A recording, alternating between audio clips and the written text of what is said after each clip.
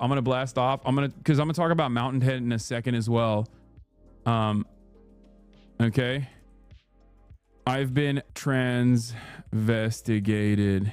Colorado attack dominates Western headlines as Israel's starvation of Gaza continues. Your mod is fucking goated for this. What is this? Called Dream. My mod? Oh, Peach. You're talking about Peach? Or it is this one journalist that you got to see. Hold on. We'll look at that in a second. Let me blast off. I've been transvestigated. Colorado attack dominates Western headlines. Israel starvation of Gaza continues. No pathway for peace in Ukraine. Who was that? I told you guys that there are journalists in the room with me, and you freak out when you see one immediately afterwards. Big, beautiful Bill drama. Was that your HRT dealer? Yes. Yes. He just had to give me more HRT pronto. Oh, what was I? What else was I gonna say? There's some more. Oh, I gotta sneeze. Oh, fuck. Ow, ow, ow. Oh, I'm cramping. Oh, fuck. Oh, stomach cramp. Fuck. Oh, what a start. What a start to the day. Oh, unk moment. Unk moment. Unk moment. Oh, I'm in front of the journalists. Fuck. Oh, oh my God. It's still going. Oh, fuck. Oh, fuck. Oh, fuck.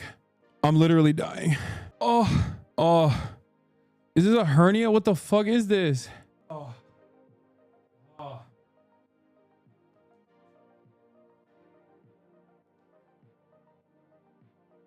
Oh. Oh. They're taking photos. Oh my God. Holy fuck. Ooh. Holy fuck. I'm glistening. I'm sweating from the pain. Oh my Lord. That was crazy. Oh, it's still flexing. Like my one ab, the two abs on the right side are still fucking flexing. That was crazy. Look how much I'm sweating, chat. I wasn't faking it. And turn on the, oh, it's time to fucking quit. It's time to quit the stream.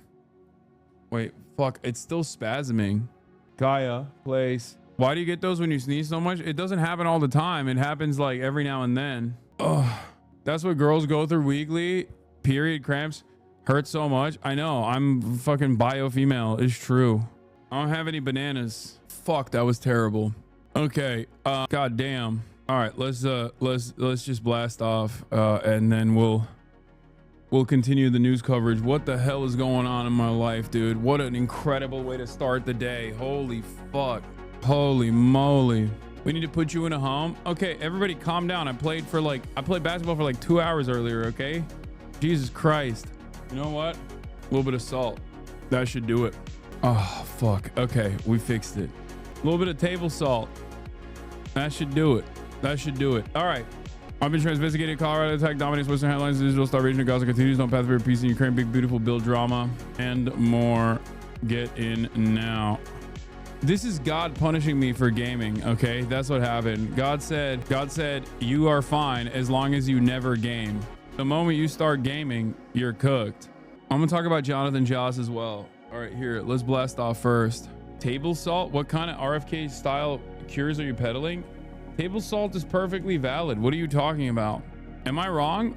Doesn't salt boost electrolytes? It does, right? Bro science? Yeah. Like I'm cramping because I clearly I clearly didn't drink enough water while I was playing basketball. I think. Drink pickle juice, it'll cure it real quick. I don't have Gatorade in the house. Anyway, whatever, it doesn't matter. Let's blast off. All right, come on, enough. This is my least favorite thing that we do all the time, which is when chat becomes a doctor. Chat starts flexing the medical degrees that they do not have. Okay, chat MD. I watched Pitt. I'm an expert. Yeah, I watched it too. I wouldn't say I'm an expert. All right, let's talk about Mountainhead.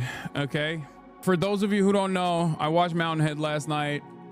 Here, we'll watch the trailer for it. Okay, and I'll go through it piece by piece. Here it is. It's a HBO original made by creators of Succession. That was what actually pulled me in initially. Jesse Armstrong, like I like Succession. Mountainhead was nowhere near as good, I would say, as Succession, but it's still pretty good. But it was also very frustrating to watch. There were cringe moments and there were very frustrating moments. I wouldn't put it in the same category as like Succession as far as like realistic.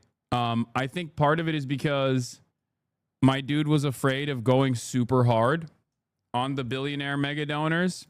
I think that's what it is. Like there were good parts to it. There were funny parts to it, but overall it's kind of mid. Okay? Overall kind of mid. Here. It's let me go through the synopsis real quick. Mountainhead is a 2025 American satirical comedy drama television film written and directed by Jesse Armstrong in his directorial debut, starring Steve Carell, Jason Schwartzman, Corey Michael Smith, and Rami Youssef. Very interesting cast.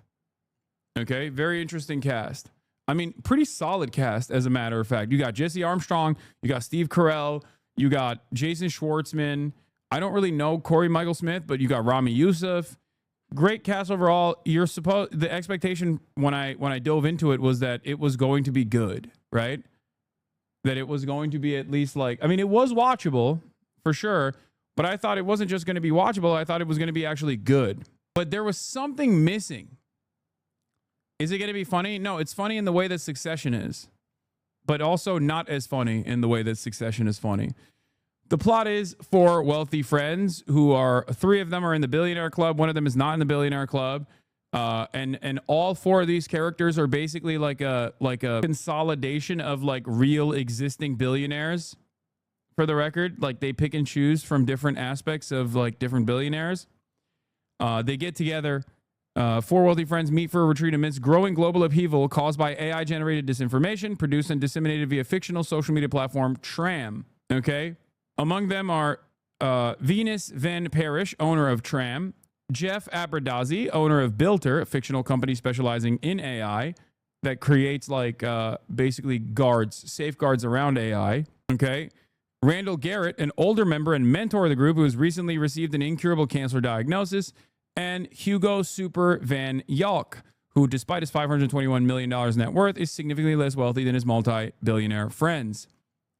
Super brings his three other billionaire friends. This is not a spoiler. Like, I'm not giving you any spoilers. This is just a synopsis. Okay? He brings them together for a weekend retreat.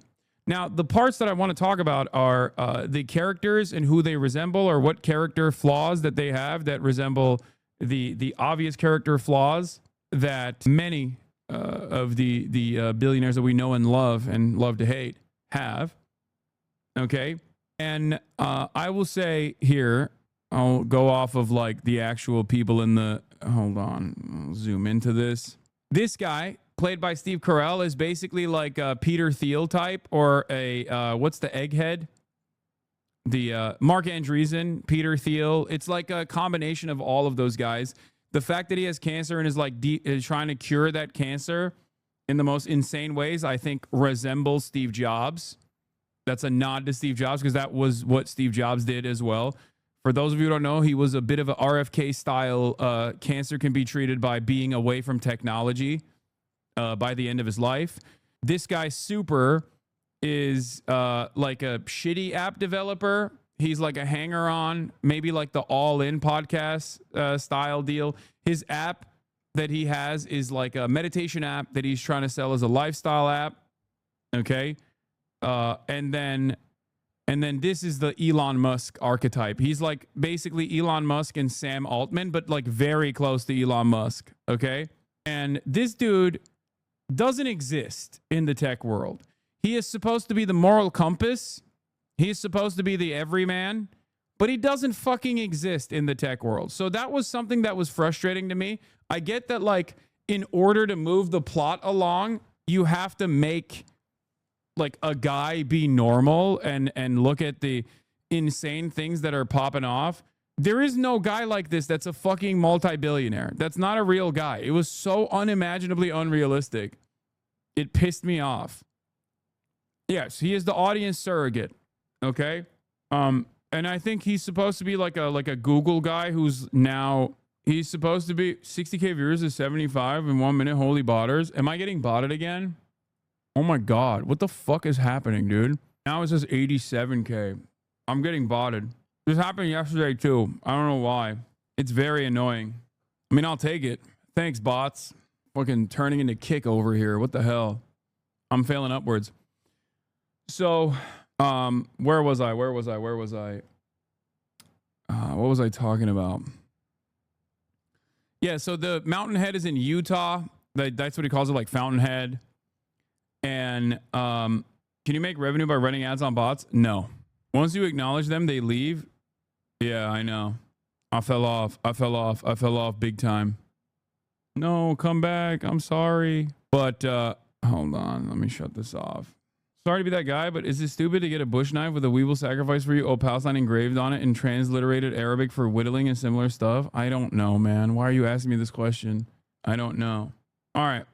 Like, what the fuck kind of stupid question is this? Very specific. Okay, so as I was saying, there is no like guy like this who is warning about the dangers of like there is no billionaire guy who is like legitimately invested in like the dangers of AI. But they try to position that by saying like his entire net worth revolves around how dangerous this guy's AI stuff is and how racist this guy's AI stuff is. And because his product is supposed to put like limiters on AI and to show people what is fake and what is real, it's not like a real person, right? But ultimately, there are a lot of parts. There are a lot of parts in the back and forth, I think, that I appreciated. For example, what did I appreciate? They constantly posture with pop philosophy, and they're constantly wrong in their assessment. Like, they really, like, Jesse Armstrong clearly read a shit ton of books that these dipshits have written, okay? Like, they utilize all of the terminology that Silicon Valley tech CEOs utilize. They're major dorks. Like, especially Steve Carell's character is like very like Curtis Yarvin core for sure. Obsessed with the infinite life. Thinks that he's going to be able to upload his consciousness into this dipshit's AI. It's basically a story. Like, the parts that I really liked about it, and I thought was like really realistic, was how much these billionaires believe their own bullshit. Okay? Because I think that in and of itself is very real. That definitely is very real. Like, these guys unironically believe their own lies. Okay? They don't think that like this is, when they say like this is changing the world and we're doing altruism, right? By, eliminating any enemies that we have. All of that stuff is very much real. They also like fantasize as the world is collapsing outside of them, around them, as a direct consequence of his like AI that is so hyper realistic that people are basically using it to do sectarian violence and stuff. They're endlessly going back and forth about like which countries that they can just like overtake and things of that nature. I feel like that was a bit of an exaggeration, but ultimately,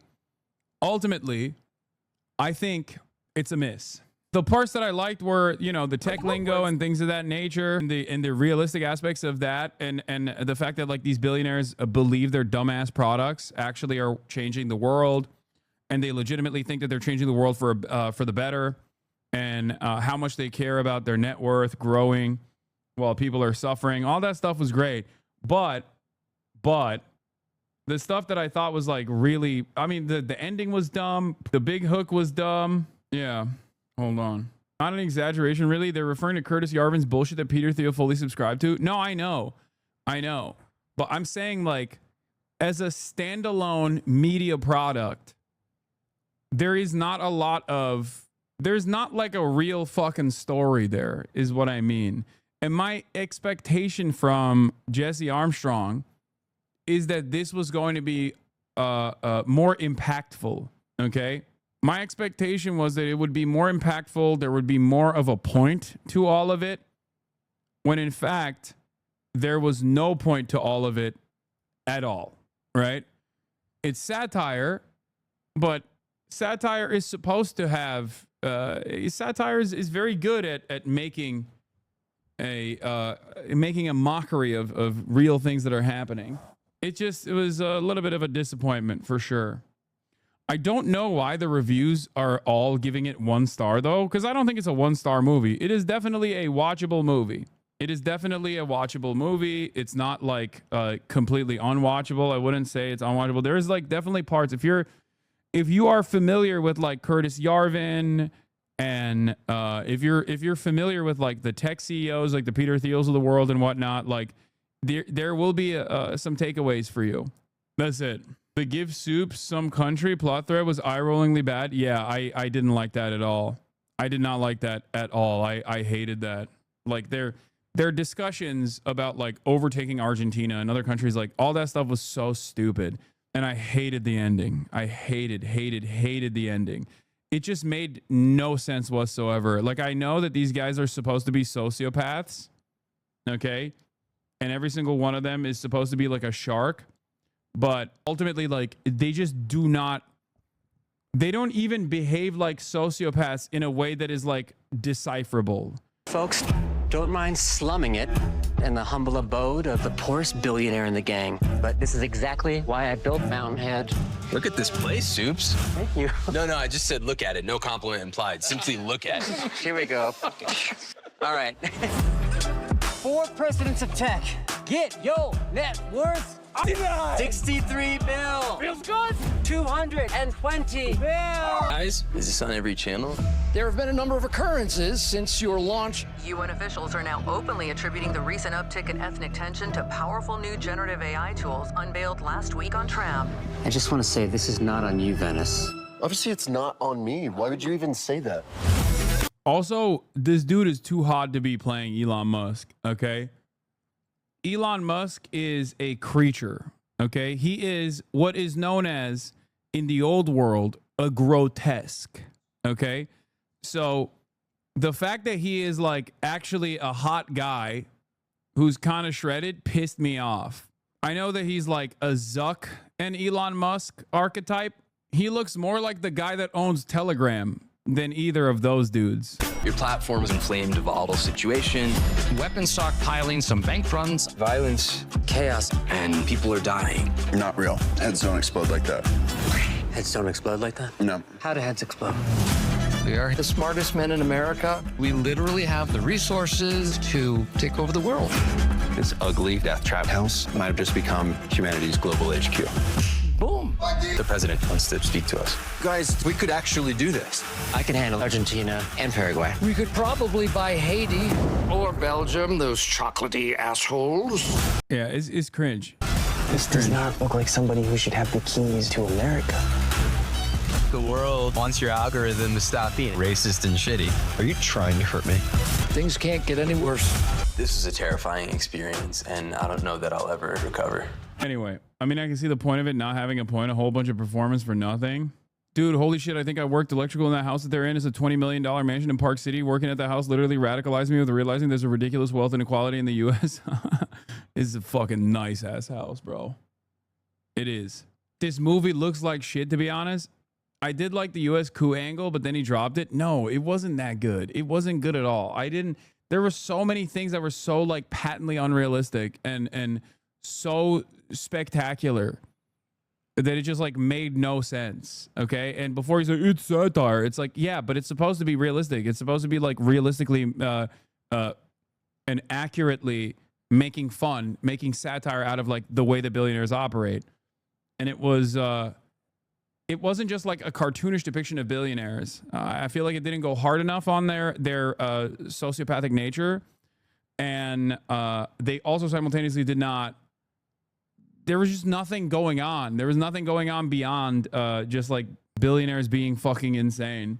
Anyway, all right, let's watch this. My most based mod. So this is an app called Dreams. Bro, I'm too drunk for this. What's going on? It's breaking down your milestones, and so you can hold a pufferfish. And they found 7 people that can help you. Oh, this is AI. This is AI, and there's 7 people that can help you. That's really dog shit. I hate AI. Okay. I'll see you later. My queen. God damn. straight to her face. He said, nah, fuck AI. No AI at Pride. Nice. My most based mod. All right. Speaking of which, I've been outed. Folks, I've been transvestigated. Hassan Piker, I see you're an imposter. Just one more thing. You're Columboed. Repent of your sins. Okay? That's it. That's there it is. It's over. Okay? I'm sorry, guys. It's over. This entire time I was trying. This entire time I was trying to hide it. I guess I'm a bio female. Why am I a bio female? Because this is what a male skull looks like. And this is what a female skull looks like. Which clearly, as you can see, superimposed over my face does not resemble a male skull, but a female skull. Clearly. I don't know. This is exactly what my skull looks like under my fake jaw implants that make it actually look more like a male skull. Clearly it lines up when you just kind of squint at it, but it doesn't end there. Skull and gait checker. Female gait, shoulder to hip twist, arm swing, legs crossed, legs diamond, walking as broken leg, 1 foot in front of the other, tightrope walking, knees and feet, one facing 4 o'clock, the other at 8 o'clock. This right here showcases the female gait. Okay, that's right. One way to prove that you're bio male is show cock on stream. I can't, because medical tech has improved so much that if I showed you my meat, that wouldn't even prove it. As a matter of fact, there's no way to prove it, because like, what if I have a doctor? What if I have a meat that the doctor made for me? And that's why it's so nice. I always love this kind of stuff. I assume this is satire, by the way. There's no shot that this person is like unironically claiming this. I suspect that this account is satire and not like being sincere. Here is the person making the similar assessment of Khabib Nurmagomedov. Okay, either this is the most mentally ill person on the planet, or they're just trying to be funny. But I do find it very funny when these guys will say something like, I am a biological female. May Musk, bio male. Remove this post. No, they're very fucked in the head. See, the thing I will never understand, I mean, I love transvestigators, as I've talked about quite a bit. Transvestigation is the final stage of the mental illness that is transphobia. The more you lean into the mental illness that is transphobia, the more unrestricted said mental illness is. This is basically when you're maximum transphobic, like completely mentally ill.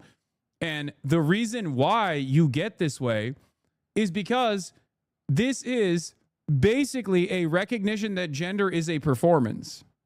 Okay?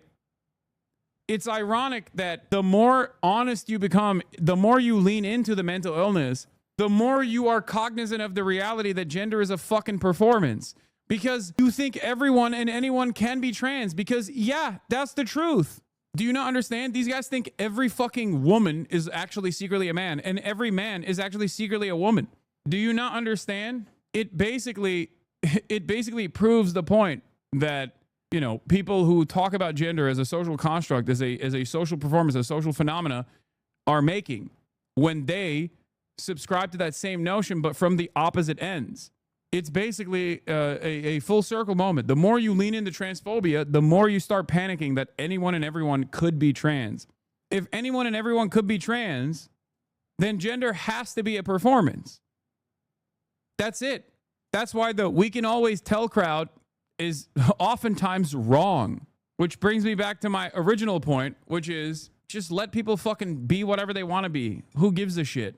My favorite is when they reverse transvestigate people who are already very much out as trans, like Hunter Schafer or Laverne Cox are, oh yeah, that's the other thing. Yeah, that's the other part of it. Where they'll say like, Hunter Schafer is actually a biological woman who is lying about being a trans woman. Like when they're so transphobic that they're like, no, like this doesn't make any sense. Actually, she is secretly a biological woman. Like when they double transvestigate people.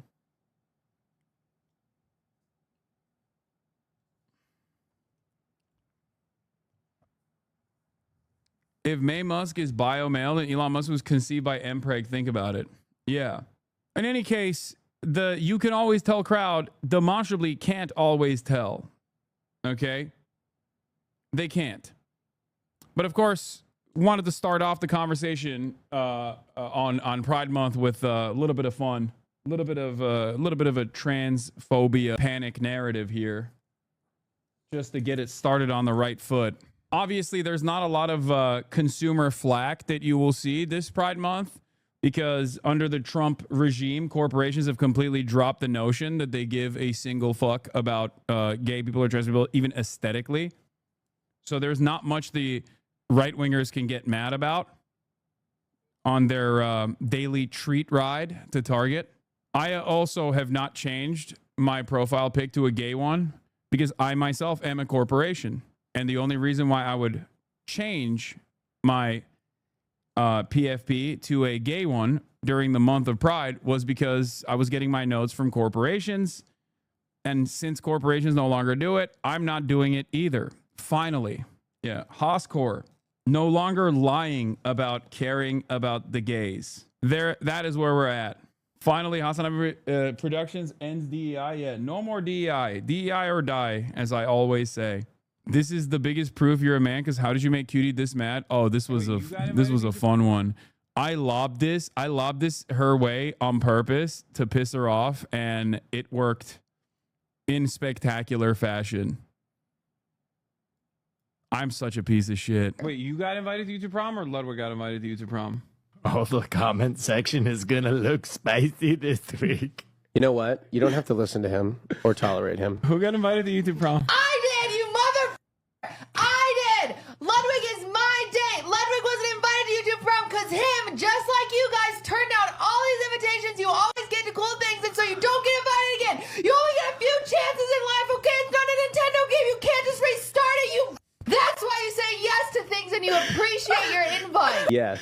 See you behind the paywall. Cutie in the big bush hat makes it even funnier. Yeah. I wanted to lean into the men. Also, I really enjoyed Night Rain, for the record. That was a lot of fun. I did see the Irishman beat an IDF soldier in MMA and fucking scream Free Palestine in his ears. He was bludgeoning his face in. When will the anti-Semitism stop? When will the anti-Semitism stop? I mean, seriously, this is maximum anti-Semitism. Unacceptable. Pitting an Irish person against the Israeli fighter, maximum anti-Semitism. Well, it's almost the maximum anti-Semitism would be putting a Palestinian fighter against a Israeli fighter. This is like one step removed from this. You know what I mean? By the way, this dude straight up was, I think he was straight up in Gaza, if I'm not mistaken. Like like when he's beating the fuck out of this Israeli fighter, he's not like when he calls him a kid killer. That's not like an unwarranted take. Okay. He was a straight up IDF soldier who was in Gaza. Okay. You can almost see for a brief moment the Israeli fighter turn around and go, no politics here. Oh, you don't like Israel? Why don't you like Israel?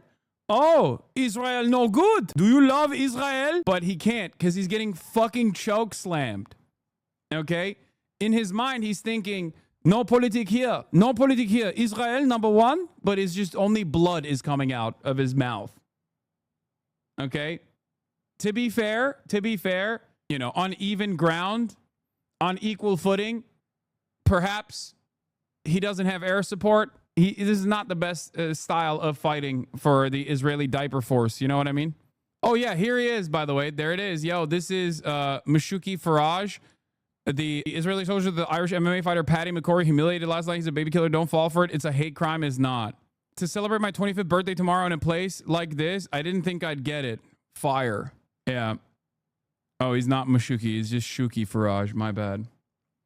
Yeah. No Iron Dome in the octagon. No baby. You know what I mean? When you're an Israeli fighter and you were in the IDF, you just, to be fair, trained on murdering children from a distance with air support. So very difficult for you to stand on equal footing. Hate to be woke today, but can you please stop saying bio female male though? Use AMAB and AFAB. Even biologically trans women are more female after HRT than they're male. Okay, we're not using those terms in sincerity, chatter. Like we were making fun of transvestigators. There will. Have you ever heard me say bio female or bio male in a real setting, and not a satirical one when I'm making fun of the stupidity of transphobic people, like the mental illness of transphobia? What the fuck?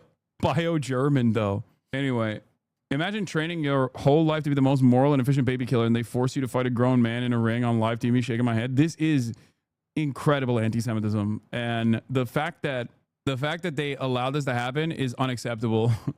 They should make him fight a child next. Fight a child that has also already been starved for months, so that it's the only conditions that resemble his training. You know what I mean?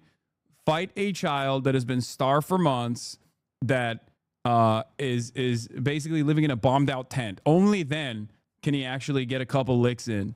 But it's over. Began to the tour round. I mean, very satisfying stuff. Very, very satisfying stuff. Here it is. Irish fighter. He also, I think he whipped out the Palestinian flag too, right? Yep, there it is. Irish fighter Paddy McCory defeated Israeli Shuki Faraj, raised the Palestinian flag, and repeatedly shouted "Free Palestine" inside the cage while beating Shuki, who was a soldier in the IDF. Another thing that I have to also point, is that he wasn't wearing his diaper. He wasn't wearing his diaper. Shuki was not wearing his diaper. And you're laughing, but without his diaper, he is nothing. You know what I mean? Dana White will bar him from the UFC? No. Dana White does not care. UFC is probably one of the only sports where it is maximum. Like, dude, Dana White will have a straight up neo-Nazi. Are you kidding me? Dana White does not give a fuck. Dana White literally allows straight up out and about neo-Nazis to fucking fight in the octagon. Okay? He does not care at all. And it's crazy because the UFC is literally owned partially, if I'm not mistaken, by Ari Gold. Okay? He will every now and then tell people to dial it back, but that's it. There are so many openly pro-Palestine fighters. First of all, the entire Dagestani crew is Muslim. Speaking of which, we are going to talk about Khabib refusing to shake hands with a woman. I know that was like a big deal. If anything, we would love to have people society would normally reject simply because people will pay to see them get beat up. I have a controversial opinion on this, and I think a lot of people are going to get mad at me for saying this. Abu Ubaidah. The Israeli army perhaps is the only army in the world that wears nappies, diapers, specifically Pampers. It's true. Bro's covering UCL interview, then UCL, what? Bilal Muhammad is a champion in Palestinian, openly pro-Palestine, obviously. Yeah. Dana White had a neo-Nazi on and said he was stupid. He had a Palestinian champion who always plays very Palestinian music in his walkouts. Plus, he always goes out with a Palestinian flag, and he had a Palestinian flag on the website. Yeah. Oh, I said Ari Gold. It's Ari Emanuel. God damn it. Fuck. Ari Gold is the fictional version of a real person, Ari Emanuel, who also happens to be the owner of the agency that I'm represented by, WME. Ari Gold is Entourage, but it is a real person. Ari Emanuel is a real fucking person, brother of Rahm Emanuel, for those of you who don't know, played by Jeremy Piven in my favorite TV show, Entourage. But Ari Gold is a real person in the real world. He's just a fictional version of the real person that is Ari Emanuel. I'm having Feroz on Thursday, by the way, not today. So lots of anti-Semitism happening here and all around. Really fucked up, really messed up. How did they let this happen? You know, I hate to see it. Except, just kidding. You love to see it. These are moments of these are unique moments of opportunity where you can just like look at this and be like, okay, there's a little bit of justice here. Okay, there's a little bit of justice, a little bit of street justice. You know, that's fine. This is like perhaps the most ethical version of the events that unfold usually. So, you know, great. Love to see it. A little bit of catharsis for everyone to enjoy. So, speaking of Khabib Nurmagomedov, does anyone have the clip? Because I Show Speed was at the game alongside Thierry Henry and Khabib Nurmagomedov, and and he refused to shake hands with a female sportscaster in an awkward moment. Last night, President Trump held. And everyone is, everyone has takes on it. Okay. Here is, wait, is this the speed version? This is really funny. His reaction is so stupid. Anyway, yeah, so he refuses to shake hands with the female sportscaster. And the reason why he does that is because he is a devout Muslim. Some of you might not have noticed this when I go to pro-Palestinian rallies, right? Where sometimes some of the women at the pro-Palestinian rallies that are wearing a hijab will want to take photos with me, but when they take photos with me, they don't want to have physical contact. Okay? And while I personally don't have an issue with this at all, and I think it's, a little silly, okay? It's still something that you should respect, okay? It's good to be considerate. I think that's, I don't know if he's like disrespectful to her in general, but the idea that, by the way, this is like not what do you call it? This is not like across the board for all Muslims. Okay, this is not like a thing that all Muslims believe, for the record. In that case, though, they were not trying to initiate contact with you here. She was just trying to do a greeting that everybody else was engaging in. No, I know. I understand that. This is not like a real thing, or this is not like a cultural practice or a religious practice across the board. Not to be a Reddit atheist, it comes across as extremely sexist. Like, how devout is this guy? Is he a virgin? Has he ever had alcohol before? No, yes. No, these motherfuckers are, no, they are. No, they are not. That's not, they are devout. They are, like, this would be akin to like a Orthodox Jewish person who is practicing across the board, like, and doesn't touch electronics on Saturday type shit. He's Dagestani and therefore kind of bigoted meathead. Remember when they look for Jewish people in the airport? I mean, yeah, there's that aspect of it for sure, but like they are very, very devout for sure. This shit dumb because Ninja refused to even play games with women and he just does that for the love of the game. Nobody cares about that. Yeah, I respect Ninja for that. Yeah, Haredi Jews do the same. I don't fucking agree with it. I think I don't agree with the practice in and of itself, but it's not like he's saying like, why aren't you wearing a fucking hijab in my presence? He's just saying like, out of respect for my cultural and religious practice, I don't initiate physical contact with women that isn't my wife.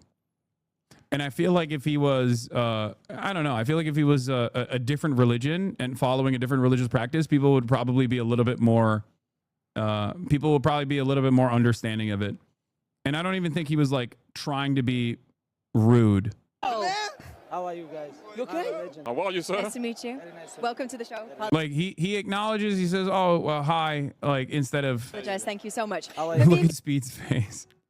Look at Speed's face when he doesn't fucking shake her hand. Welcome to the show. Apologize. Thank you so much. Habib, the UFC fighter, it is a pleasure to have you.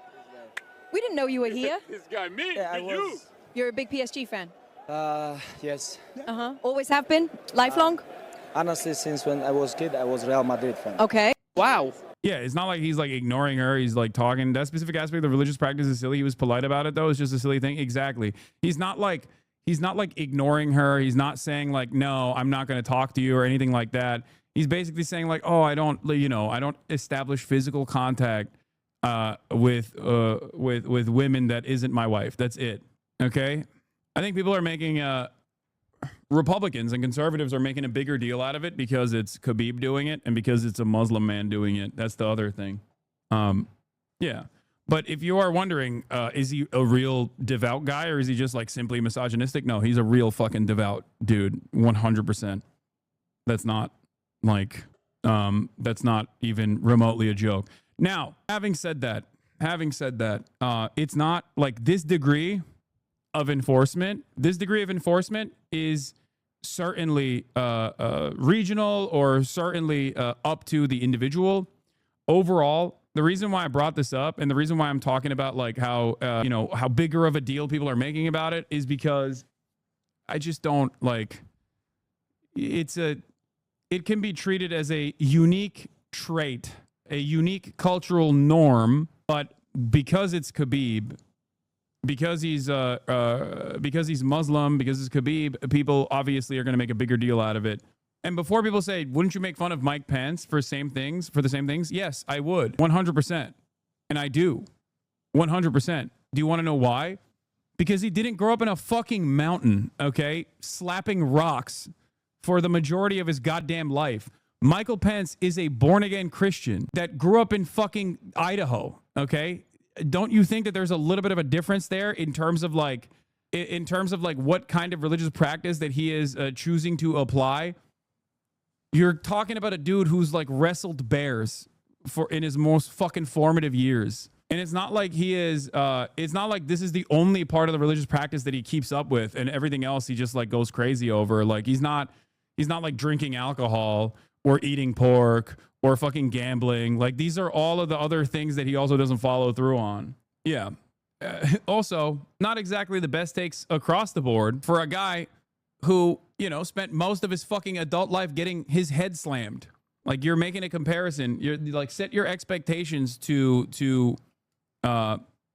set your expectations and standards to whoever you are actually watching. Do you see what I mean?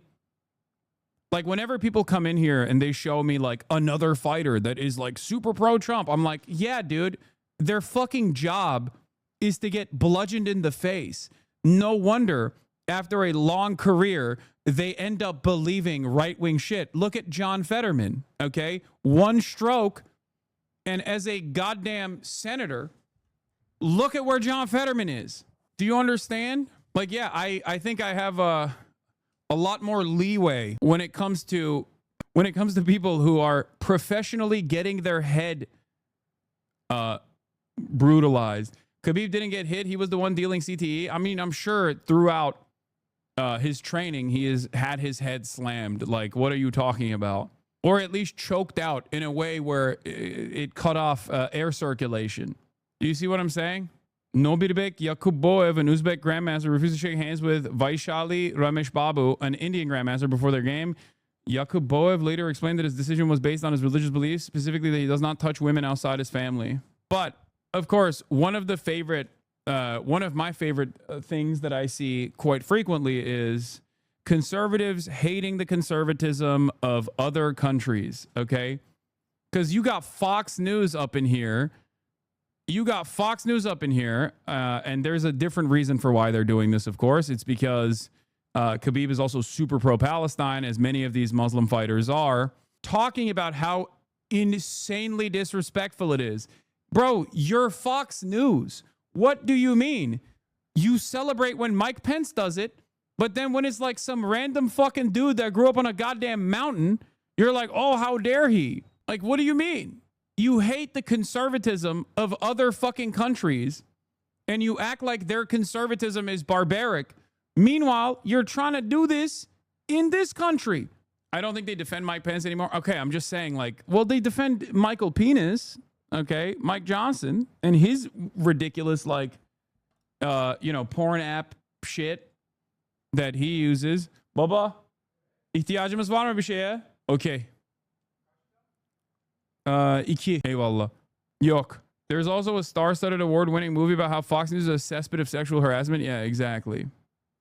Remember, it's not just the guys. Some Muslim girls don't want to shake hands with straight guys is a normal thing. Yeah, no, that's why I started off the conversation by talking about, like, how you might have noticed that when I go to, like, some of the pro-Palestinian rallies, there are some organizers who are wearing hijabs.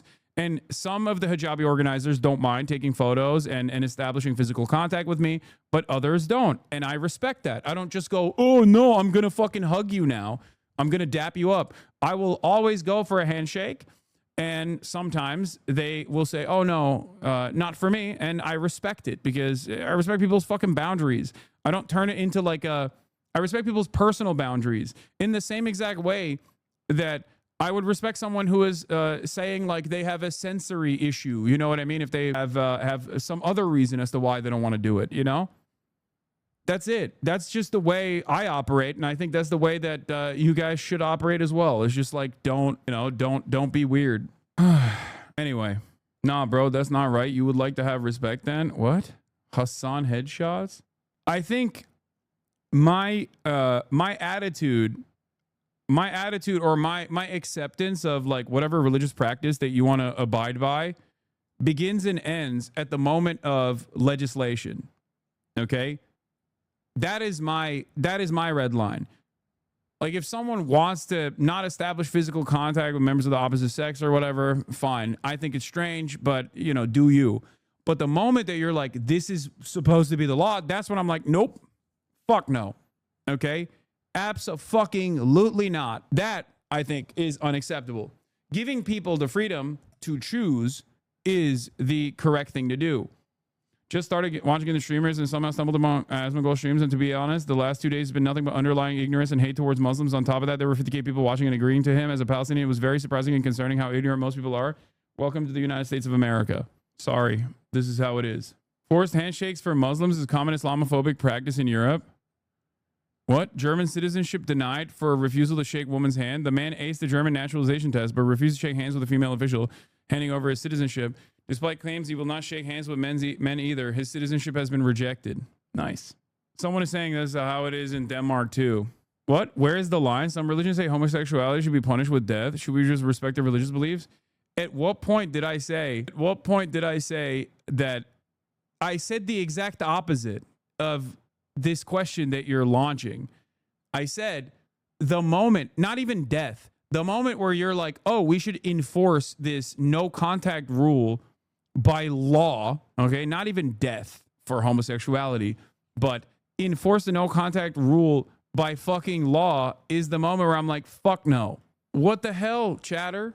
If someone was like, oh, but well, in my family, we kill gay people, that would also still be unacceptable.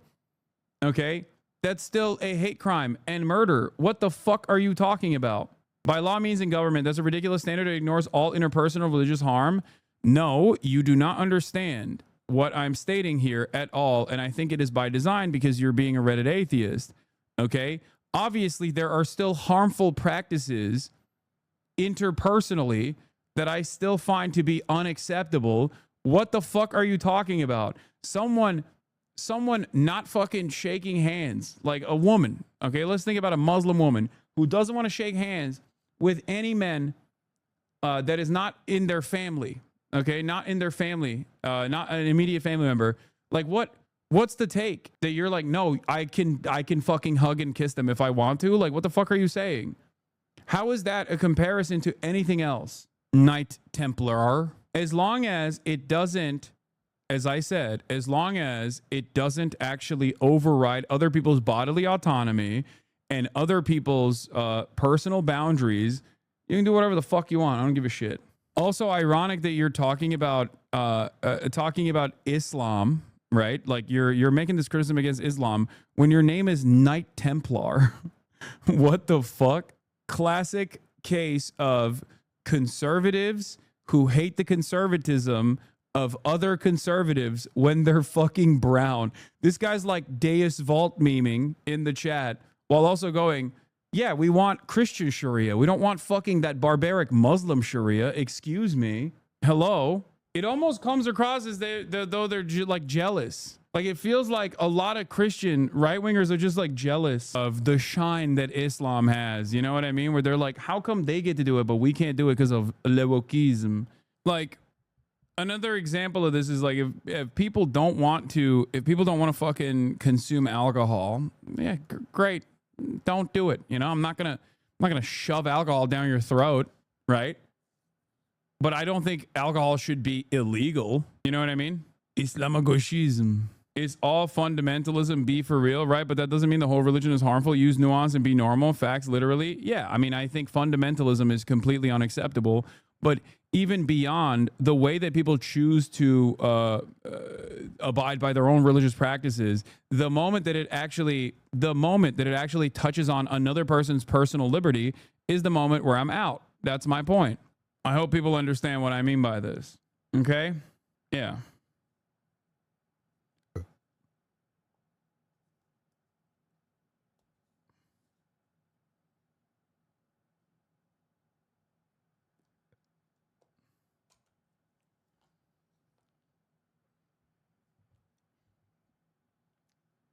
Don't you think denying yourself of something based on religion breeds resentment? What do you mean?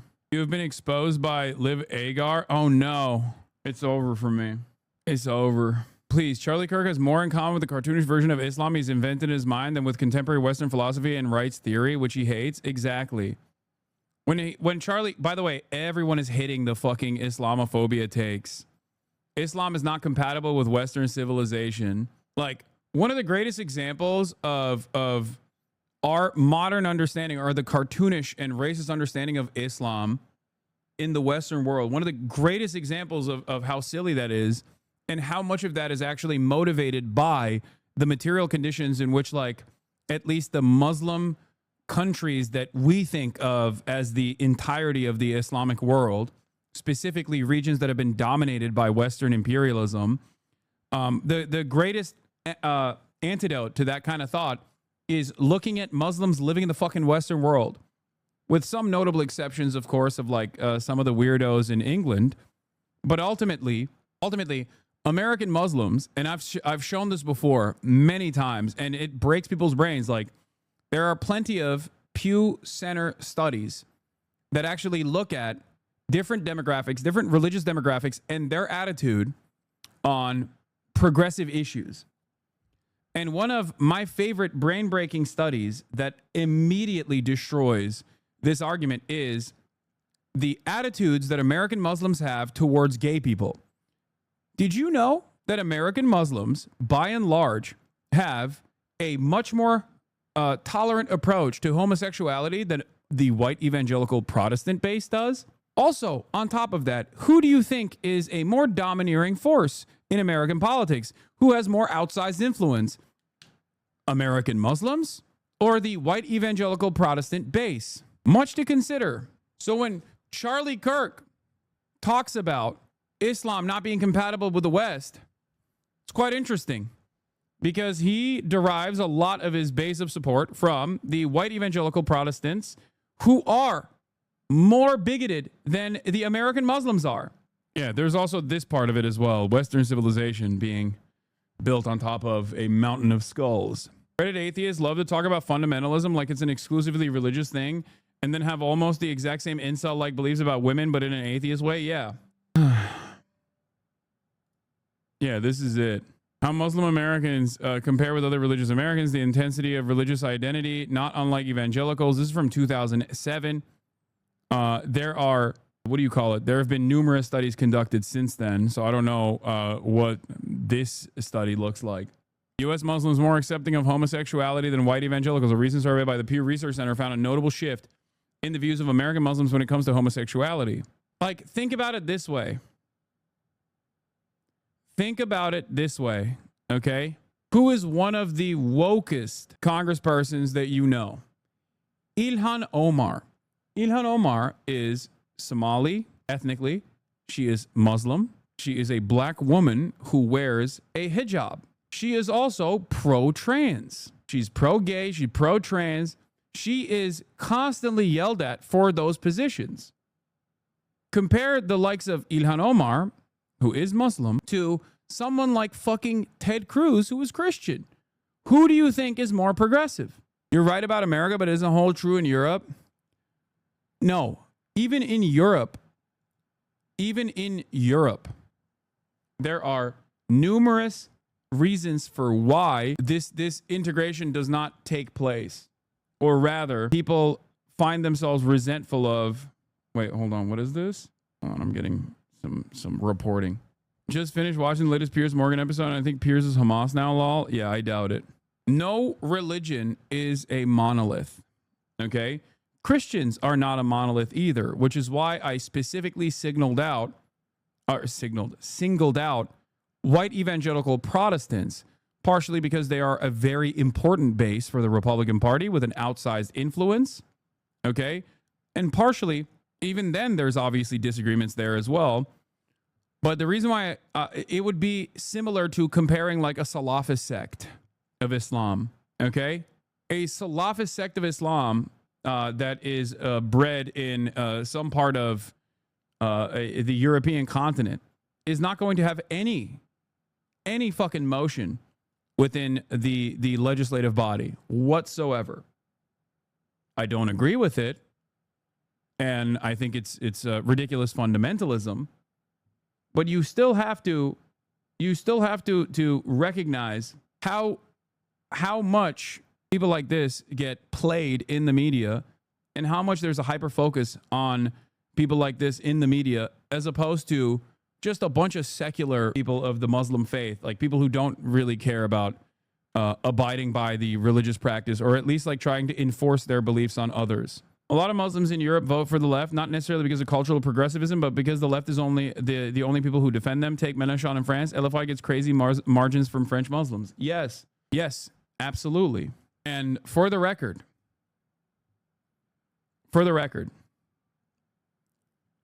there are additional factors in terms of Islamophobia in Europe that are born out of how much Muslims are considered the ultimate enemy of Europe in the aftermath of the destabilization of the war on terror, the quote-unquote war on terror that has caused a lot of migration to take place into Europe, refugees to come into Europe, and European leaders that are right-wing using that as the reason as to why Europe is falling, rather than talking about the austerity measures that they're actually implementing that is lowering the quality of life in a lot of these European countries. Okay?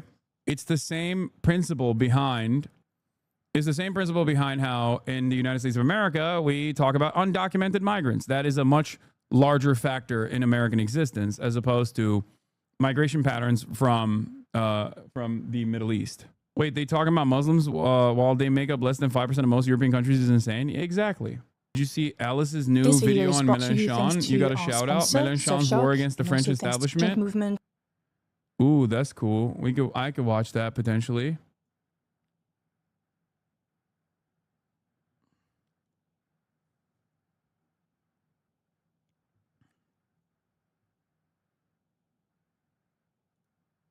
Dutch government collapses. Wilders' far-right party leaves the coalition. Speaking of Islamophobes, like, who do you think is more impactful?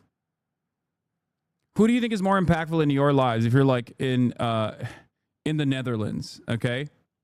This fucking Islamophobic douchebag or a bunch of Muslim immigrants that live as your neighbors? All of this is a simple distraction. In France, Muslims join with defenders of minorities because they are one. Are they in a Muslim country? What? Yeah. Once again, something that I always point to is to identify conservatism within Muslim countries and talk about it as conservatism rather than applying a broad brush of Islam being the primary factor.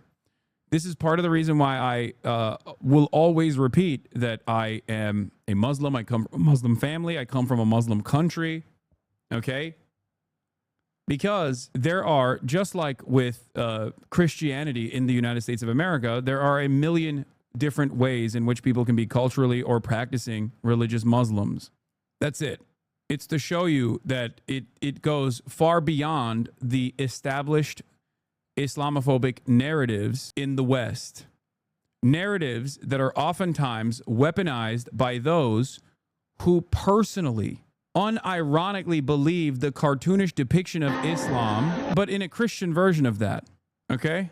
Anyway, nephew was going crazy at Head in the Clouds. Gotta be a Jason.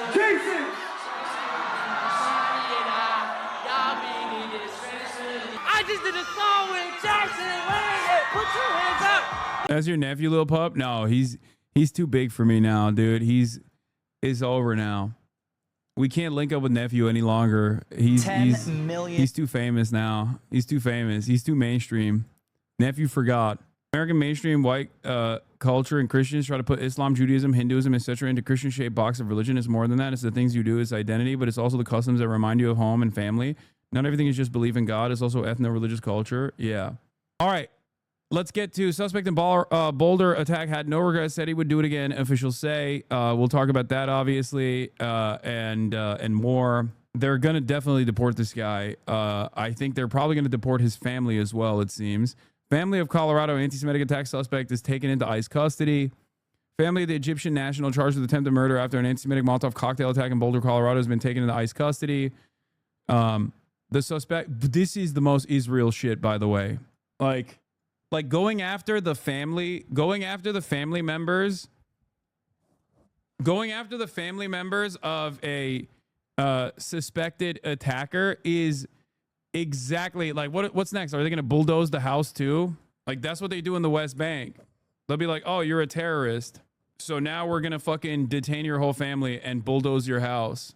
Another day as we breach closer to Israel-style administration. Suspected attacker Mohammed Solomon has a wife and 5 children, according to court filings. The U.S. immigration status of those 6 family members who are currently being held in Florence, Colorado is unclear. FBI identified Solomon as a lone suspect in the attack in which he is accused of using a makeshift flamethrower and Molotov cocktail set people on fire at an event in Boulder held in support of hostages in Gaza. Homeland Security Secretary Kristi Noem confirmed that Tuesday the Solomon's family has been taken into ICE custody, adding that federal officials are investigating whether they knew about or provided support for the attack on Sunday. That's insane. Today, the Department of Homeland Security and ICE are taking the family of suspected Boulder, Colorado terrorist and illegal alien Mohammed Solomon into ICE custody. She added, "We're also investigating to what extent his family knew about this horrific attack and if they had any knowledge of it or if they provided support for it." These guys literally used to talk about how in North Korea, they jail your entire family, okay? They jail your entire family. They jail your whole lineage. And now we're doing it. Insane.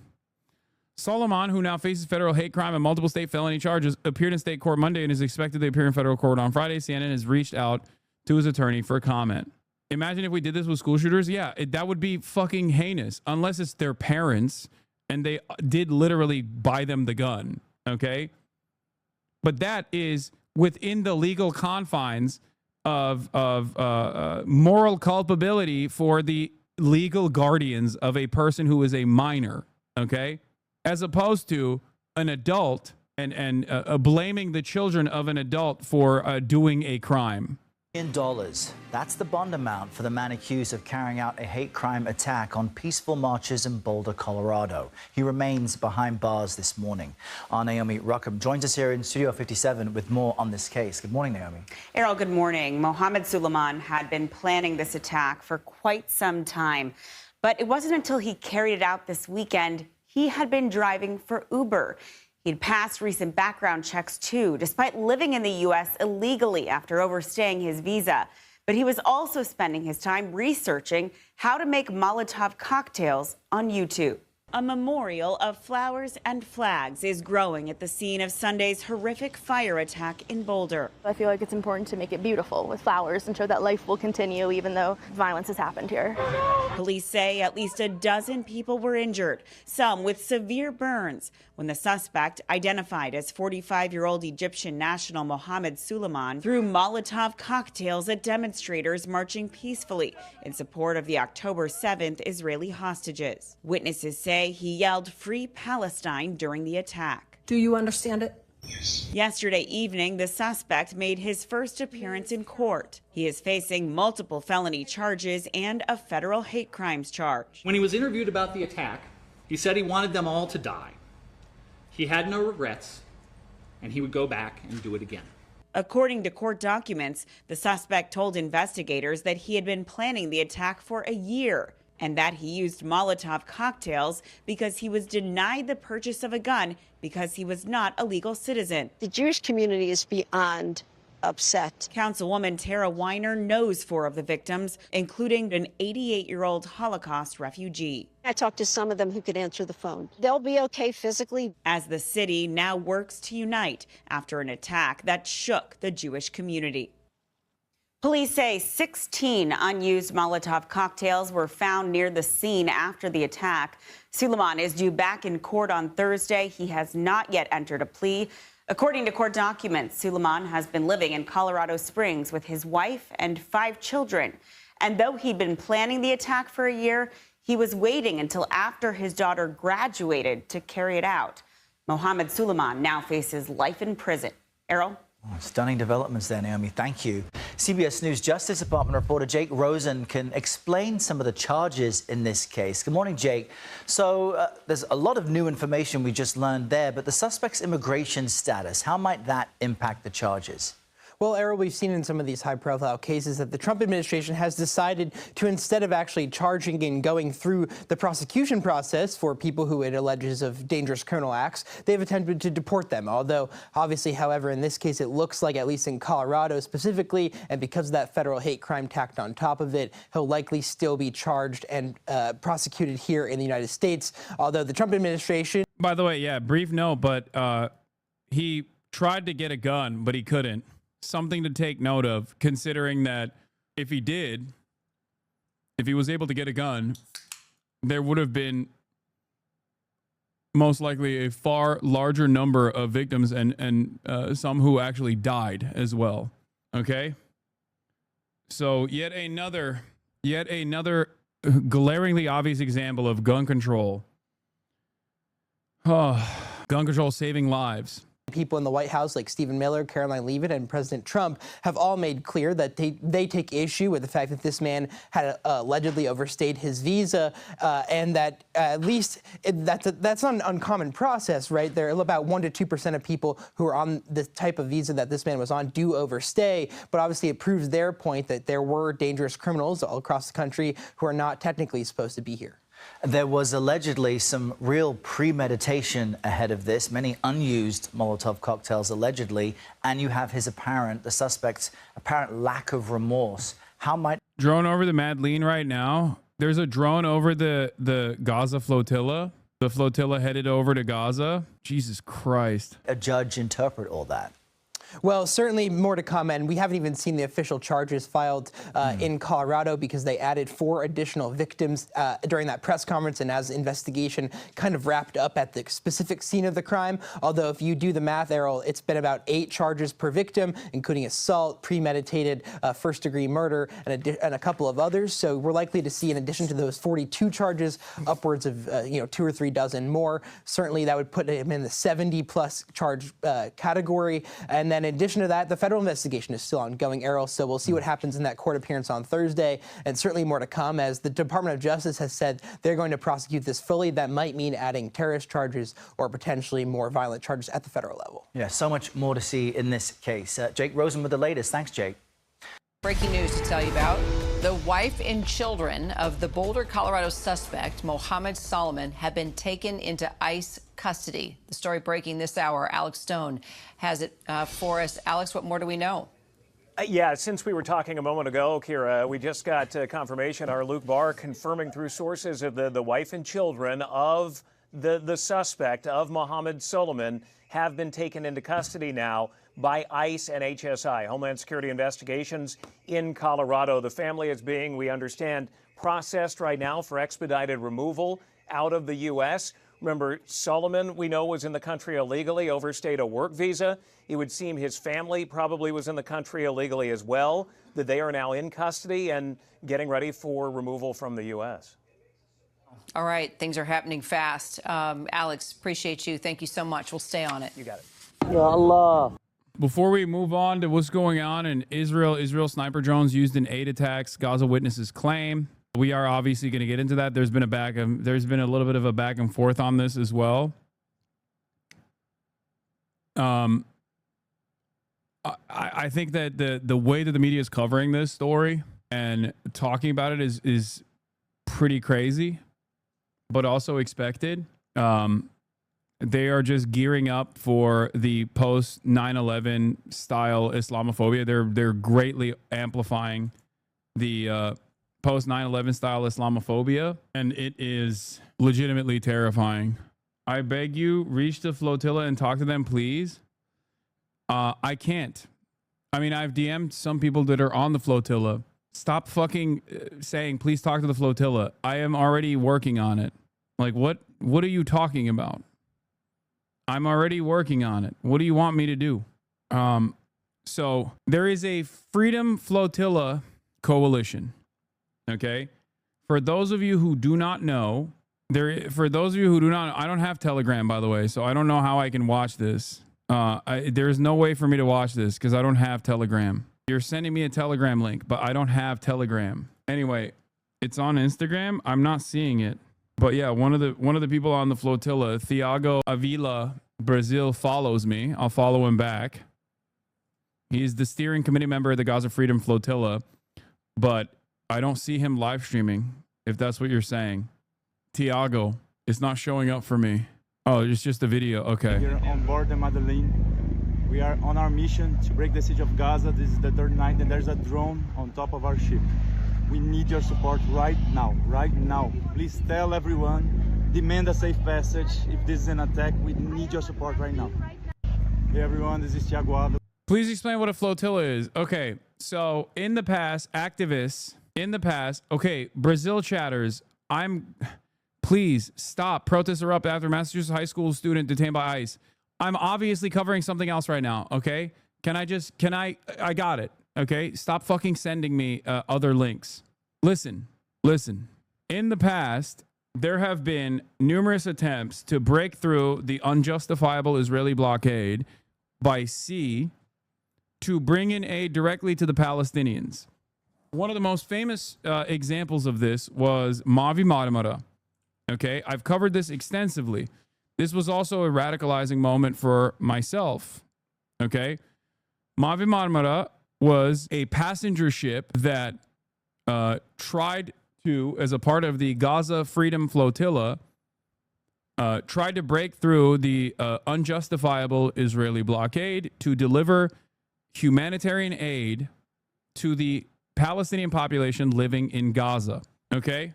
In the process of going through, Israel basically came in. There were 3 ships in the Gaza Freedom Flotilla. Israel basically dropped commandos into the humanitarian aid ship after issuing warnings that they were not allowed to go into Gaza. And they dropped commandos into the ships and slaughtered 9 of the passengers. Okay? This took place in 2011. Okay? It's rather difficult to... hold on. In 2010. I apologize. Not 2011. They went in and they slaughtered the people that were on the ship. And then they turned around and did the classic Israel nonsense, where they claimed that these guys were terrorists. They claimed that they had weapons, and they claimed that they deserved being slaughtered, right? They did the fake audio messages between the Israeli Navy and the Mavi Marmara. They released, fake audio messages, things like that.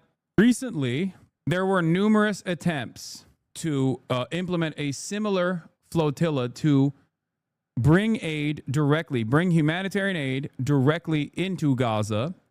Once again, initially it was launched by friend of the show, Dylan Saba, alongside many other Gaza Flotilla Humanitarian Foundation members, the Freedom Flotilla Coalition. Turkey did not allow them to actually leave the Turkish ports. So they went back and they tried to do it again. And Israel, a couple months ago, shot one of the Freedom Flotilla ships off the coast of Malta, thousands of miles off the Israeli coastline. Airstrike unconscious confirmed. Crew evacuated. FFC still denied investigation. This happened in the month of May. After that, the Freedom Flotilla Coalition, who you can track, and they have a Telegram channel, but I believe their live stream just ended.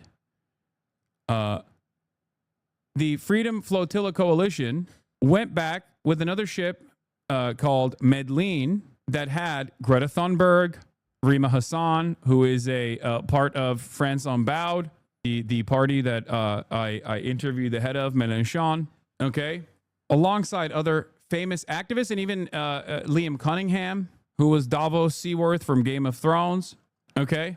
And they are on their way. They're on their way to... I can't watch this channel, chat. I don't have Telegram. They were on their way to the Gaza Strip again. And now they are a couple miles off the coastline of Greece, as far as I saw in the latest tracker, which you can follow. Okay, but it doesn't seem like the ship is moving now on the tracker. But here is the Madeleine off of the coastline of Greece, and people that are on the ship including Tiago, have posted about hearing drones. Rima Hassan, who was also on the ship, said, 2 drones are around us. Okay? Here's a video of Tiago Villa. I'm here on board the Madeleine. We are on our mission to break the siege of Gaza. This is the 3rd night, and there's a drone on top of our ship. We need your support right now. Radical French Boer. I have already DM'd Rima Hassan. Please stop fucking demanding that I talk to Rima Hassan. I already DM'd her. She follows me on Twitter. She's on a fucking ship surrounded by drones. I feel like she's a little bit busy to talk to me right now. Okay? Jesus Christ. I also can't watch their live stream on Telegram because I don't have Telegram. Here are some of the other people on the ship. Baptiste Andre, Greta Thunberg, Shuaib Ordu, Mark von Rennes, Omar Fayyad, Pascal Moreras, Reva Viard, Rima Hassan, Sergio Toribio, Tiago Avila, Yanis Mamdi, Yasemin Ajar, who I think is also German of Turkish descent. These are the 12 volunteers aboard the Freedom Flotilla's Madeleine en route to Gaza. Okay? You guys act like a cult. Please do praxis and stop worshiping Hassan's farts. Worshiping my farts? I mean, you're not wrong. They should, but you're cringe for saying you should do praxis. This is a live stream? Oh, this is Al Jazeera Arabic. Why did you send me the Al Jazeera Arabic repost? Just send me, please, chatters. Please send me a fucking better link than the tiniest Al Jazeera Arabic link you could find. I'm also not going to sign on Telegram. I will give you further updates on what is going on as the day goes by. But it seems like Al Jazeera Arabic is one of the only broadcasters that's like live broadcasting what's going on. I guess they sent a drone off the coast of Greece. This is the drone. Head on an Israeli Air Force Heron UAV flying directly above the ship. Yeah, they're off the coastline of Greece. Anyway, they shot at the previous ship. It says Greek Coast Guard, not IDF. What this says Greek Coast Guard, aircraft category military. Am I seeing this wrong or something? What's happening? Oh, it says Greece Coast Guard. Okay, my bad. Yeah. Okay. As the Madeleine ship attempts to reach Gaza, expect a rise in fake photos, videos, and reports about what's happening at sea. Keep in mind, any likely confrontation with the Israeli Navy will probably take place at night. The only real-time visuals will come from the crew's cameras and IDF drone footage. Everything else will rely on delayed witness accounts. Be cautious of what you see online. Verify before sharing. And remember how limited our ability is to confirm events in real time. Yeah, the reason why I thought it was Israeli is because Heron is an Israeli drone, by the way. Like, it might be the Greek Coast Guard, but they're using an Israeli UAV. The IAI Heron Machatz 1 is a medium-altitude, long-endurance unmanned aerial vehicle developed by Malat, the UAV drone division of Israeli Aerospace Industries.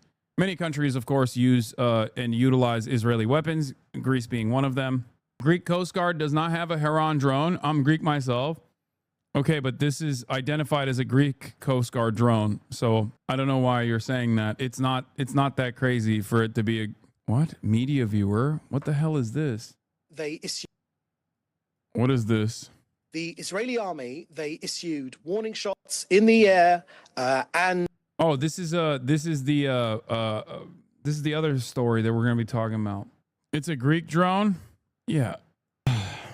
Yeah, we'll talk about the David Menser clip in a second, okay? But as of now, these are the only updates. So there is seemingly a Greek Coast Guard drone that is an Israeli drone in its origin flying over the ship, okay? When is the flotilla supposed to arrive? In a couple days. It's right around here, and the flotilla is supposed to be here. There you go. The drone is like, I guess like the flight tracker is not real time maybe, but I believe it's supposed to arrive on the 7th. That's what they were saying. June 7th is when they were planning on arriving at the Gaza Strip. Do you think they'll sink it again? I think there is a likelihood that they will shoot at it again in an attempt to sink it, in an attempt to stop it.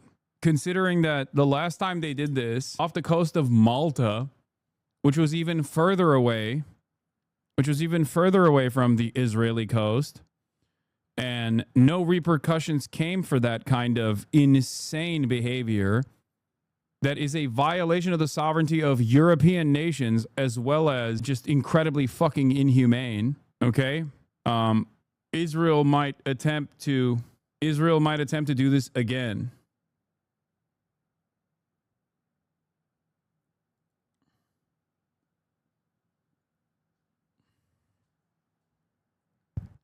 Now, as I was covering yesterday, the Washington Post and many other outlets reported that at least 31 people were killed Sunday morning in southern Gaza, according to Strip's health ministry, when Israeli troops opened fire on crowds making their way to collect aid.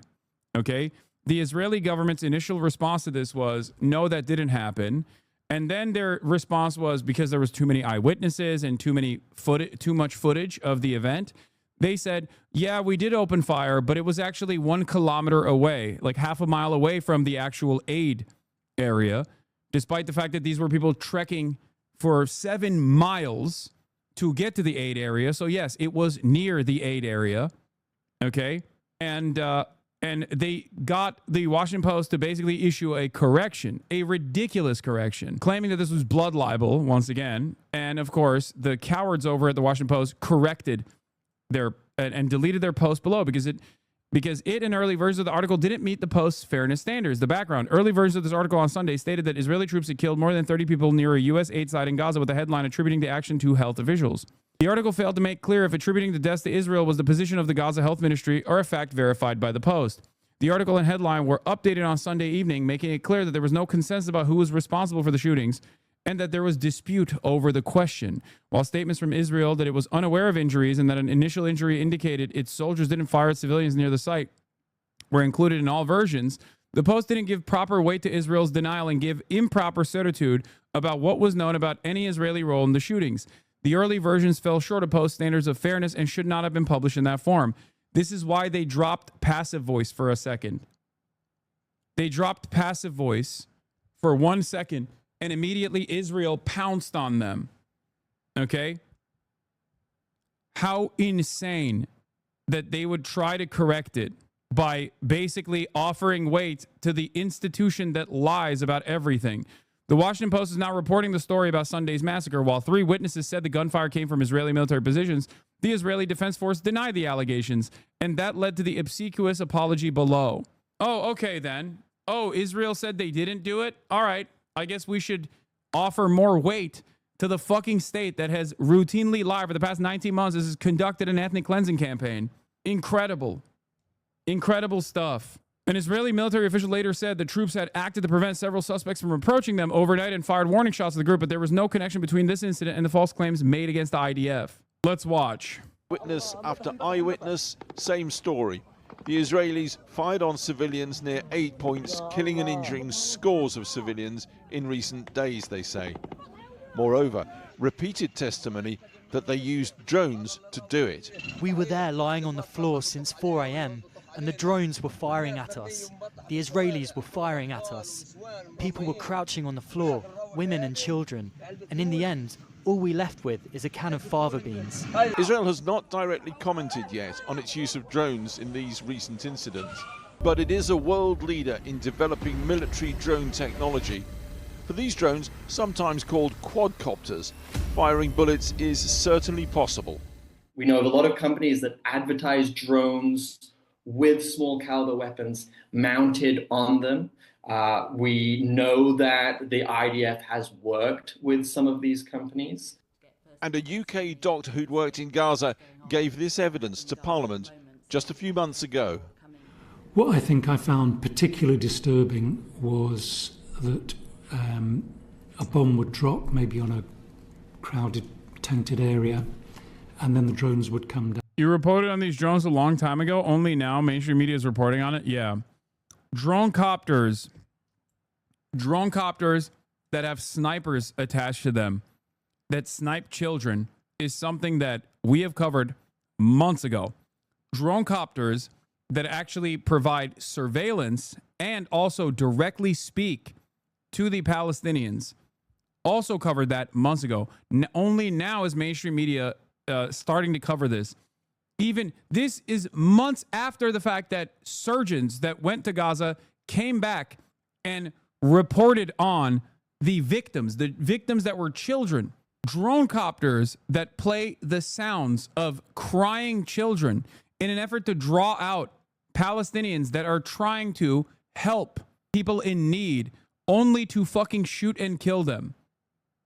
Again, they are basically at least 5 to 6 months late to the game. Even after there was direct testimony, even after there has been verifiable evidence that we have seen from people's phone camera footage. I saw, I believe, an ABC or NBC, one of those like foreign, one of those reporters, conflict reporters, talking about his interview with a doctor in Gaza. A doctor in Gaza that in the midst of the interview was interrupted by a drone that flew directly to her window and started yelling commands at the doctor, asking about like who she was talking to and things like that, demanding that none of this is actually filmed. Nightmarish dystopia. Down and pick off civilians, children, and we had... Yeah, Al Jazeera's investigations unit covered quadcopters on December 2nd, 2024. Palestinians in Gaza say Israel's been using small quadcopter drones equipped with loudspeakers to lure them out of their homes and then shoot them. In mid-April, we were informed that Israeli quadcopters were emitting bizarre sounds, including baby sounds or women screaming. I went personally to Nusayrat and I interviewed several Palestinians separately, and the testimonies were almost identical. Quadcopters were for 2 consecutive nights on the 14th and the 15th, I guess, of April. They were emitting baby sounds, playing sounds of screaming women. The quadcopters apparently played these sounds only to lure citizens out of their homes and to find someone to shoot. And this was confirmed by actually the reports that we followed up on at hospitals. There were cases of people getting injured by these quadcopters after going out to figure out what was the sound, to try to help. Suddenly we heard a woman shouting in the street, help, with a baby also asking for help. The voice was coming from outside the door. It was a quadcopter with 4 propellers. Then it headed towards the tents. We called my cousin. Don't fall for it. It's just the sound system. Abu Anas al-Shura from this area was shot in the head. It's a baby saying, I want my mother. This is the other thing. Like they will use these drones to basically broadcast to, yeah, there it is with weapons. This is from Elbit Systems itself, by the way. They can be equipped with weapons. They can be equipped with sniper rifles. This has been known for months. Okay, remember the initial reporting on this came in the month of April in 2024. Only a couple months into Israel's genocide. Verification from Al Jazeera came in December from their investigative unit. Channel 4 is covering it 1 hour ago. Israeli sniper drones used in aid attacks. Gaza witnesses claim. Description after description. This is not, an occasional thing. This was day after day after day. Israel said that's a lie. We don't target civilians. And then there's a psychological dimension too. Listen to this sound. An Israeli drone by night over Gaza. The blaring sound of a screaming baby. The man filming says this is coming from the drone. He says if you go out to investigate the sound, you'll be shot. It's happened, he says. Israel claims it would never do anything so unethical as this. That's so funny. Yeah, no, definitely, dude. Israel would never do this thing that Israel definitely is doing, that we have video footage of. But it's fucking blood libel, and you're engaging in anti-Semitism for saying that. As Felix said yesterday, Felix Biederman said yesterday, when referring to the Lindsey Graham post, a couple months ago, they were like, this is fucking blood libel. This is blood libel. Remember? whenever we were talking about like the flotillas being shot at by the Israeli state, it was treated as though it was blood libel. It's always shit that Israel is doing in broad daylight being treated as blood libel, but then a couple months after the fact, it just turns into something that they are advocating for. How incredible. Hold on, let me find it. Yeah. I thought it was anti-Semitic blood libel to report this. Breaking news, Israeli troops opened fire near a Gaza aid site, the military said. Gazan officials said at least 27 people were killed. Israel claims that Palestinians are using human shields. The Israeli occupying force literally uses Palestinian human shields. There's also plenty of investigative reporting on this as well. Everything is projection, okay? Germans all across the globe are offended by your comments about the Nazi government. Yeah, this is anti-Deutsche discrimination, I know. Just a few short months ago, it was blood libel to say Israel deliberately struck aid trucks and targeted relief workers. If they hit this flotilla like they've done before, you'll have about a day of acknowledging reality before it goes back under the blood libel tab. Incredible. What's next on the blood libel situation? Israeli settlements in the West Bank are illegal under international law, but apparently it's blood libel. That's also blood libel. What's next, dude? Saying Sabra hummus is dog shit, also blood libel. You want all Jews to be assassinated. You must want the Holocaust to happen if you believe that Israel should follow international humanitarian laws. You are basically saying you want the Holocaust to happen every single day to all Jews around the world. Classic. Incredible. Yeah, this video of a Palestinian strapped to the hood of a car is blood libel. Look. Tying an injured Palestinian to the hood of a military vehicle and parading around the streets of Jenin, effectively using him as a human shield. Notice how they are also not letting ambulances pass through. More blood libel. Every single thing that I've said about Israel and Israeli military doctrine, Israeli military practice, to the onlookers, to people who are not knowledgeable about the ways in which Israel conducts itself in its ethnic cleansing campaign, at first comes across like insane shit. Because everyone ultimately is so conditioned into believing that like Israel is the Jewish nation state. So obviously there's going to be a lot of haters of Israel that are coming at this approach from an anti-Semitic angle and greatly exaggerating the untold amounts of violence and the most psychotic ways in which Israel actually dishes out said violence. Okay? It's probably anti-Semitic. Even I myself have found at moments, even I have thought, yeah, this is probably not real. This seems like too insane to be real. Perhaps it's someone who made up like it comes across like it's something that was made up by an anti-Semitic person.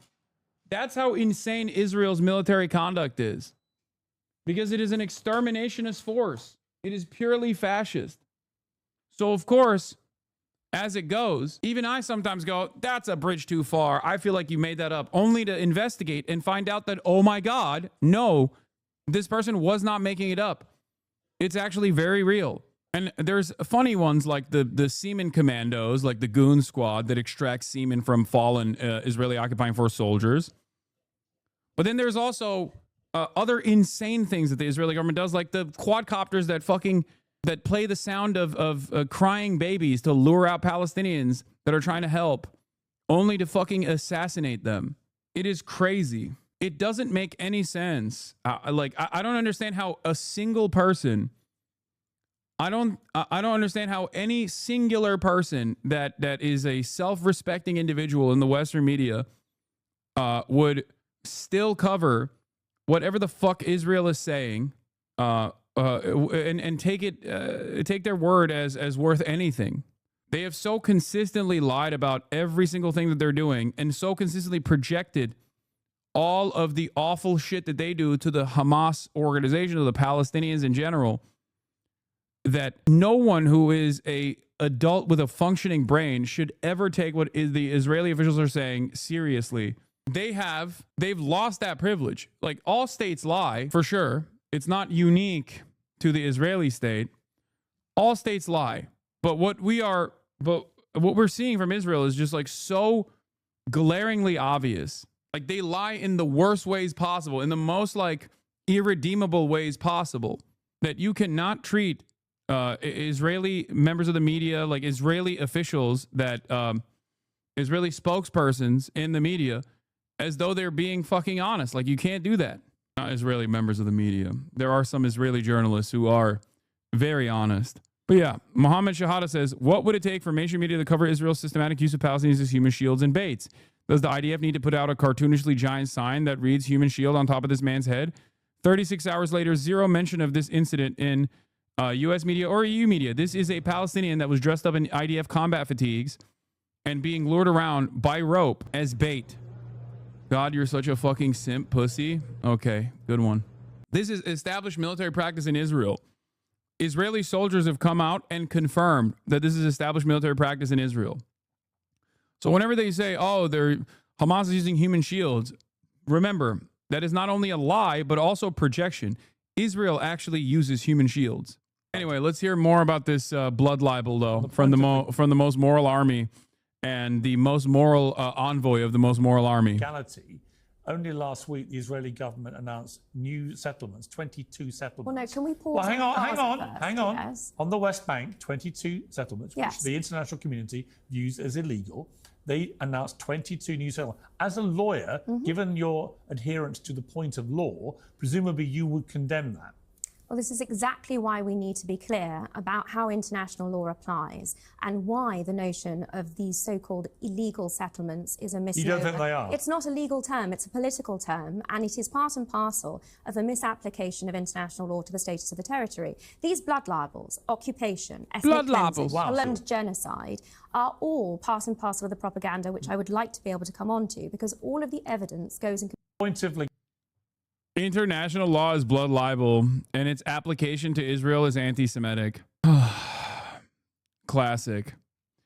Anyway, let's get back to the other blood libel. Israeli sniper drones being used in the aid attacks, potentially, as Gaza witnesses claim. But there is something about drones in terms of their persistence, the fact that they are very advanced, they're very mysterious. If there's a drone flying above your head, you have no idea if it's watching you, if it's going to drop a bomb on you, if it's going to target you. And that sense of sort of mysterious suspense, it adds a really dark dimension to the conflicts.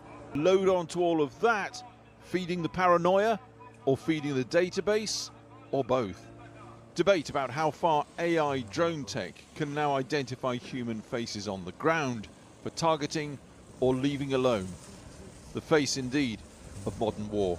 Well, here with me now is Palestinian lawyer Melina Ansari from the Human Rights Watch organization. How should the use of drones change warfare? I mean, you'd have thought it means that whoever's controlling them knows precisely who they're pointing at, and that would reduce... Blood libel is an accusation, a historic accusation that has caused tremendous harm to Jews all around the world in an instigation of pogroms, ethnic cleansing campaigns that Jews have faced, primarily in Europe. Okay? It is an anti-Semitic canard that dictates that that falsely accuses Jews of murdering Christians in order to use their blood in the performance of religious rituals. This is a blood libel is a real thing that took place where accusations against Jewish people in villages whenever there's like a drought or a famine or any sort of disease would immediately lead to a bunch of fucking dumbass villagers saying, oh, Jews poisoned the well, or Jews actually are killing our Christian children so they can drink their blood or whatever. And then it would lead to massive violence against Jews in said villages. It's like witch hunts, okay? It is a real anti-Semitic canard. Its modern application of this sort in defense of the genocidal apartheid state is fucking insane, because Israel is doing these things right now. Israel is using drone copters. Israel is actually illegally occupying the West Bank and building new settlements. The notion that this is blood libel only dilutes the severity of the term blood libel. It makes people question the historic violence that Jews were subjected to as a direct consequence of the lies that people have told about Jews. It doesn't have the intended effect of getting people when used by Israeli authorities and people who are propagandizing at the behest of Israel, saying Israel's the Jewish state, this is blood libel, the intended effect from the people using this in its practical application is that it causes people to stop and second guess themselves because, oh my God, am I being anti-Semitic right now? That's not what's happening though, because Israel's violence is insane and being conducted in broad daylight. Can you explain what it actually is? Are you fucking stupid? I just did. I gave you the dictionary definition. Blood libel or ritual murder libel is an anti-Semitic canard which falsely accuses Jews of murdering Christians in order to use their blood in the performance of religious rituals. Oh my God. Especially in the preparation of Passover bread that was perpetrated throughout the Middle Ages and sporadically until the early 20th century. This kind of lie would cause mass lynchings and mass executions and pogroms where villagers would say, oh, it's the Jews again. They're killing our Christian babies to drink their blood. And then they would fucking kill a bunch of Jewish people and ethnically cleanse their villages of Jews.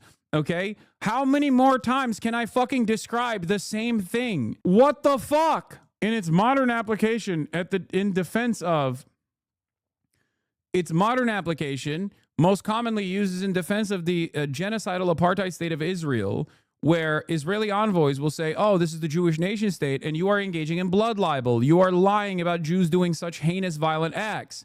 Meanwhile, it's not Jews doing heinous, violent acts. It's actually Israel doing heinous and violent acts. And these people are cynically applying a real term to describe lies that were told about Jewish people in an effort to do pogroms against Jewish people. The most common blood libel, obviously, is all the lies told about Jewish people that led to the fucking Holocaust. Okay, but the irony, of course, the dangerous irony, of course, in this process is that this does not actually turn around and cause people to second guess themselves, to stop them dead in their tracks from engaging with the truth. It actually just dilutes the term blood libel, and it makes people think, well, obviously what these guys who are saying they're Jews, these Jewish guys are saying like Israel's a Jewish state and it's blood libel, but I saw it with my own two eyes that they're fucking murdering children. So maybe they were lying about blood libel in the past as well. That's what happens. It is an incredibly dangerous. It is an incredibly fucking dangerous way to try and it's an incredibly dangerous way to try and fucking defend Israel, when in fact, instead of defending Israel, all you're fucking doing in this process is make the term blood libel come across like it's not actually valid at all. You're undermining the historic significance of the term blood libel by doing so. You are fanging anti-Semitism, exactly. Underscoring the dangerous dilution of changing the definition to suit Israel's goals. 1940, anti-Semitism, an irrational fear or hatred of Jews solely or primarily on the account of their Jewish identity, regularly weaponized to enable persecution, pogroms, and ultimately genocide. Blood libel, false and fraudulent accusation that Jews murder Christians, particularly children, to use their blood for ritual purposes, often weaponized to enable violence and massacres of Jews. Anti-Semitism in 2025, condemnation of Israeli genocide or apartheid and or any attempt to apply international law to Israeli conduct and or any criticism of Israel or any of its policies, particularly by individuals, politicians, and organizations that subscribe to universal values. Blood libel, the documentation and or condemnation of the slaughter of Palestinians by Israel, particularly where it concerns the many thousands of Palestinian children massacred by Israel in the Gaza Strip since October 2023. Also, any criticism of Israel or any of its policies, particularly by individuals, politicians, and organizations that subscribe to universal values. I know drones are hovering over the Freedom Flotilla. Please, guys, I know. It reminds me of the story of the boy who cried wolf. The utilization of blood libel in an effort to defend Israel's insane conduct in its ethnic cleansing campaign of the Palestinians is not actually defending Israel at all. It's not stopping people from recognizing the truth about Israel's behavior. The only thing it ends up doing is basically fucking make people go, all right, well, obviously these people are like, these are Jews, right? They're Jews. And they're saying that Israel's violent actions that I've seen with my own two fucking eyes, are actually perfectly appropriate and being done for Jews, right, all around the world. And also simultaneously, if you ever fucking criticize this, if you believe your lying eyes, then you're anti-Semitic. Okay, well, I guess I'm anti-Semitic then. That is what, that is the somewhat intended secondary impact of this kind of idiotic and dangerous posturing.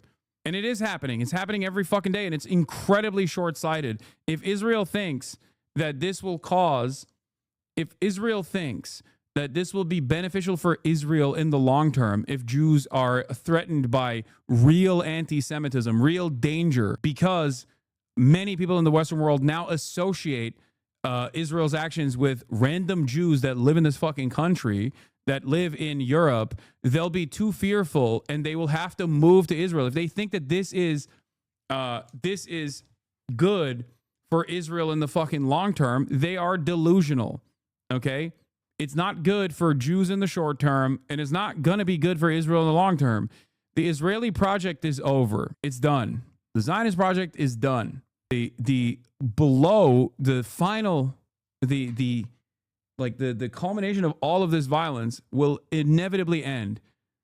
Will it end with actual fucking pogroms against Jewish people and a complete separation from Israel as a mechanism of American foreign policy? Or will it actually happen in an anti-Zionist fashion with a singular, solitary, secular state for all the Palestinians? That is up to a lot of these institutions. And so far, you're taking this too fucking far. Let them have a country at the very fucking least. What are you saying? You're taking this too fucking far. Let them have a country at the very fucking least. What? So if we view Israel as equal to Jews, then Israel isn't a democracy but a theocracy, and we should cut them off for other reasons. Also, fun fact, the original Lego movie is far more political than you think. Civilian casualties. Yeah, well, it's a problem nowadays with the use of, modern technology in warfare, specifically drones. And we have seen cases such as the use of quadcopters and drones in Russia and Ukraine. And these are basically robots in control of firing weapon, even if there's a person behind the screen pushing a button. And Human Rights Watch did document several other modern technologies that are being used in Gaza by Israeli forces, like investigating and looking into the... Yeah, I mean, look, I jokingly say, if you think you hate Israel, you don't hate Israel enough, but holy fuck. Israel's net favorability in various European countries per YouGov. UK, minus 46. France, minus 48. Germany, minus 44. Denmark, minus 54. Spain, minus 55. Italy, minus 54. Israel's approval has fucking plummeted, even in Europe, okay? Even in Germany. Because after the United States of America, Germany is the greatest ally to the state of Israel, okay? The fact that the German population also has a net negative approval rating of Israel is crazy. Yeah, this is the other one. Exactly. It's fucking over. It's over. You can game it as much as you want to. You can game it as much as you want to. You can try and fucking say oh, well, we won Eurovision. We almost won Eurovision by fucking gaming the voting process. Nobody is believing that bullshit. And as a matter of fact, people are getting more resentful and more angry. That resentment and anger towards Israel is valid, okay? That is a valid resentment and anger towards Israel. Make no mistake. The problem is all of the pro-Israeli advocacy groups that masquerade as Jewish advocacy groups are universalizing that anger and resentment towards Israel as anger towards the Jewish state and only fucking leaning into anti-Semitism. They think this is a defense of the state of Israel and its activities, but all it's doing is causing people to be resentful towards Jews, okay? That is where we're at right now. The artificial intelligence, where's daddy, or lavender, or the gospel that Israel uses to specify military targets in the Gaza Strip. And the thing is, it's dangerous, while international law and the international community is exactly collaborating and looking into how to systemize and institutionalize the use of drones. We are still seeing them being used in warfare in violation of international law. Okay, let's come to the main news today, which is the shooting of people trying to get to these food distribution points. I mean, what's your understanding of the international law here in terms of what's happened in these incidents? Yeah, to begin with, international law started when this whole shenanigans of an ex-military personnel company leading aid distribution. You know, the most important thing under international humanitarian law when it comes to Where's Daddy is an AI targeting program, a part of the Lavender AI targeting program that was unveiled by investigative reporters in Israel, 972 Magazine, and Local Call. I also covered this a long time ago, almost a year and a half ago. Okay, Lavender is a target populating AI program that dictates that if you're a Palestinian, then you are very likely Hamas. Okay, it obviously is bullshit, and it almost works as a way to take away the moral culpability of killing random Palestinians from the hands of direct war criminals, but instead simply just an AI that is broken and busted. Okay, that also has an incredibly insane secondary targeting protocol called Where's Daddy. Lavender basically populates targets off of ridiculous reasons. Oh, you're a Palestinian man who is between the ages of 14 and you know, I guess like what, 65, and you got a new SIM card, Hamas. And when you as a Palestinian man come home, Where's Daddy kicks in, and it automatically informs the nearest airstrike team that the target has actually come home. That's why it's called Where's Daddy. Okay, 14 to 70, military aged male. When the target that is 14 to 70, between the ages of 14 to 70, actually arrives home, Where's Daddy triggers an alarm, and the nearest Israeli strike team will blow up the entire fucking house, eliminating the entire family and its neighbors as well. That is a real part of the Israeli... What? What is this? The AI shit is so gross for many reasons, but I fear it's a matter of weeks until Israel tries to fall back on, oh, turns out our AI was bugged. Yeah, I mean, it's a way to create plausible deniability to distributing aid is that it's widespread, it's humanitarian, and it bears in mind the dignity of the people in need of this humanitarian aid, and it's accessible for everyone that's in need. The militarized, you know, the Gaza Humanitarian Foundation is basically a militarized private contractors who are distributing aid, and we have seen notorious records of militarized aid distribution. And I suppose Israel would say that's what was happening before with Hamas's involvement in stealing aid. Yeah, these are Israeli allegations that we constantly hear about but never see evidence of. And really important You've never to seen note, evidence of Hamas taking aid? I mean, surely.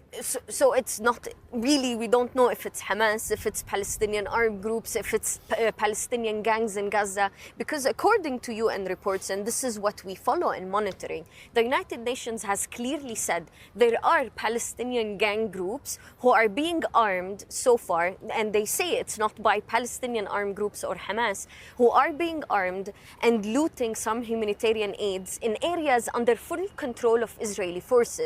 Yeah, it's actually not Hamas that is looting aid. It's actually Israeli-backed Palestinian militants, criminal elements in the Strip that work in cooperation with the Israeli Air Force, with the Israeli occupying force that is doing the looting. They're also ISIS affiliates as well. What the UN is saying, there's no way these armed gangs could do what they do without the okay or permission of Israeli forces on the ground there. You know, while we see Israeli forces use quadcopters and shooting people, why aren't they, for example, dealing with the looting? We haven't seen how Israeli forces are dealing with this. But what is the solution? Yeah, the quadcopters actually offer protection to the Israeli-backed ISIS affiliate gangs in the region, and they end up killing Hamas militants that actually are trying to execute the criminal elements that are stealing and looting the humanitarian aid, by the way. Hamas has tried to enforce a curfew to the best of their ability under complete blockade and complete surveillance in an effort to reduce the looting. And yet these guys operate off of red zones inside of Israeli command centers that are created in red zones, like kill zones, where any Palestinian, armed or not, instantly gets assassinated by the Israeli state. They get to fucking operate in these areas all day, every day. Yeah, this is the guy. Yasser Abu Shabab. He's running a checkpoint in Rafah under Israeli protection. And in that checkpoint, humanitarian aid trucks, people who are delivering humanitarian aid trucks have reported that they are actually demanding money from them as well. They're extorting the people that are delivering the humanitarian aid while simultaneously looting the fucking humanitarian aid as well. Now, you might say, well, this is depraved. Like, why are they doing this? And the reason for why they're doing this is, one, because they are depraved. And two, the reason why they're doing this is because they want to destabilize, to the best of their ability, a region that they have completely fucking bombed into oblivion. They want the civilian population of Gaza, the Palestinians there, to no longer be able to live or die through famine that they've created. I'm here in the city of Rafah. Right behind me, you can see one of the distribution centers we opened in the last few days.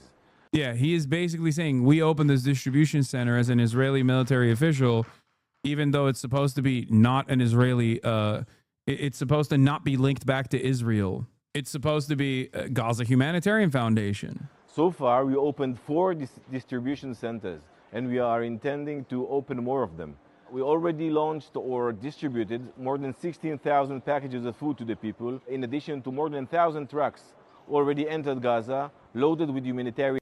The reason why they're fucking saying this, by the way, is because you can try to claim that it's collateral damage, that for one, calculated precise strike, you ended up killing 25 children, right? Even though that's inhumane and gross, you can at least try to massage the narrative within the confines of war, okay? War, like, oh, this is accidental. All of these deaths are accidental. Now, obviously, when it reaches tens of thousands of children, obviously it's no longer accidental and no one fucking believes it. But you can still functionally claim that this is a part of war. It's an unfortunate consequence of war, right? But you cannot deny and claim it's also a part of war when you are directly creating a famine. Okay? You can't do that. That is part of the reason why so many humanitarian aid organizations that initially didn't want to say that Israel was doing a genocide very quickly were like, nope, Israel's doing a genocide. It's done. Okay? Why is he saying it in English and not in Hebrew? We all know it's bullshit. This is for external use only. Exactly. If you see an Israeli military official or an Israeli envoy speak in English, know that that is for you. It'll be a little different than what they say about the same exact situation in Hebrew. This is for Western eyes and Western consumption. Aid. Hamas is doing his best, is almost to stop us from doing so. He is spreading rumors, fake news. He's trying bluntly and violently to stop the people of Gaza from reaching those distribution centers. I urge you not to believe every rumor spread by Hamas. We will investigate each and one of those incidents and each and one of those allegations. We are professional military, and we will do our best in order to dismantle Hamas, to release our hostages, and to spread the population of Gaza from Hamas and from Hamas leadership. I'm here in... This is Hamas. It is very clear. This is Hamas. And there are people who are lying at the behest of Hamas. Many people. Terror babies. Babies of terror. Hamas babies. Anyway, let's get back when to Israel doesn't accept the UN as an honest broker. It regards it as partisan and on the other side. Yeah, well, the thing is, it's not on Israel to decide whether they want to work with the United Nations or not. This is under the United Nations Charter. Israel is obligated to cooperate with the United Nations institutions. And for example, UNRWA. Israel has a unilateral treaty with UNRWA that it alone, on its own, decided to stop. Let me remind you also that the International Court of Justice is looking into an advisory opinion into Israel's obligations towards UN entities in the occupied Palestinian territory. We're talking about Gaza, which falls under occupation of Israeli authorities. So Israel has an obligation to facilitate and collaborate with the UN. Melina Ansari, thank you very much indeed. Thank you. Now, first, the head of the Gaza Humanitarian Foundation resigned, saying the operation could not adhere to humanitarian principles. Now, the Boston Consulting Group, which helped establish the US and Israeli-backed aid distribution mechanism, is also jumping ship. Let's get more from our Washington correspondent, Siobhan Kennedy. Siobhan. I don't get it. It's totally above board. It's perfectly legal, perfectly valid. Why are these guys all, why are all of these guys just escaping any association with the Gaza Humanitarian Foundation? I thought it was in the name, the Gaza Humanitarian Foundation. What? So weird. Why are they jumping ship? Well, that's right, Krishnan. And adding to the chaos on the ground, it's emerged now that the Boston Consulting Group, which is the US contractor that was hired to set up and run the new aid organization in Gaza, actually quit the job last week and terminated its contract with the Gaza Humanitarian Foundation. Now, in a statement... Yeah, BCG, Boston Consulting Group, jumping ship now while everyone else jumped out before, should tell y'all how evil consulting groups are. Yeah, I mean... We are talking about some of the most evil figures, okay? Some of the most evil entities in modern society. American Marine snipers that have now turned into mercenaries and consulting groups, okay? Think about how fucking evil this process looks like, and this process actually is, that you got mercs that previously were American Marine snipers going, it's a bridge too far for me. I don't know if I want to be associated with this, okay? Like, that's insane. Statement to Channel 4 News, the Boston Consulting Group said that it was doing the work for free to help set up the new aid organization. And it added that unapproved follow-on work relating to Gaza lacked buy-in, it said, from multilateral stakeholders and was stopped on May the 30th. The Boston Consulting Group has begun a formal review of the work. And while that review continues, the partner who led this work has been placed on administrative leave. Now, it's not clear what that unapproved follow-on work was or why the partner in charge... They should say why. I think it's gross that they're trying to do reputation laundering, but not actually following through on what the reasons why they pulled out were. BCG helped design the Gaza Humanitarian Foundation model, set contractor pay rates, and manage its ops from Tel Aviv. They now say they've ended the contract and placed a senior partner on leave. Insiders say Gaza Humanitarian Foundation might not survive without them. 2 executive resignations took place. As you know, the mercenaries that I told you that resigned, including the head of the Gaza Humanitarian Foundation, Jake Wood, claim that 7 million meals were distributed. IDF opened fire near Rafah site, 27 civilians killed, dozens wounded, mass refusal by UN agencies and aid orgs to join. New GA Fed, the Gaza Humanitarian Foundation director, Trump ally Johnny Moore, evangelical PR operative. Israel controls the entire aid flow. Armed U.S. contractors secure distribution. 3 to 4 hubs operate only briefly each morning, but not inside aid zones. Despite GHF's claim of safe ops, even Israeli defense officials warned of stampedes in internal memos. Boston Consulting Group says his work was pro bono, but internal sources say they invoiced $1 million per month. The UN and the WFP, World Food Program, have called the situation a tragedy and demand full access. Instead, Israel enforced a tight blockade, has displaced most of Gaza's population south, and is ramping up a new northern offensive. Gaza Humanitarian Foundation was marketed as an innovative solution, but it's become a failed militarized workaround to global humanitarian norms. This is privatized aid by design collapsing in real time. I think that it's not privatized aid by design collapsing in real time, even though it is privatized aid. It's actually a mechanism of aid distribution that was supposed to create chaos. It was supposed to be a trap. And yes, a friendship dating to 1976 resonates in 2012. Benjamin Netanyahu worked for Boston Consulting Group, of course. BCG is the Boston Consulting Group that was... Oh, I'm so tired. I just told you what their goals were with the Gaza Humanitarian Foundation. I just explained to you that they were doing payroll, okay? That they were working with the Gaza Humanitarian Foundation, which is not a real humanitarian foundation at all. It's directly funded and facilitated by Israel and the United States of America, the two parties most responsible for the genocide of the Palestinians. It is illegal under international human rights, under rules of conduct, to actually distribute aid by the belligerent occupier and using the aid as a mechanism to trap Palestinians or to displace Palestinians. All of these things were basically, all of these things immediately came to light. I've been covering this for fucking months and months and months. I just repeated that point just now. And people just like don't understand, you know, what I said 9 seconds ago and go, I don't get it. I keep repeating myself so much. Has been placed on leave. Should be noted, though, that the Washington Post did cite sources that said that the Boston Consulting Group actually charged $1 million a month for its work in Gaza. Has there been any response from the White House?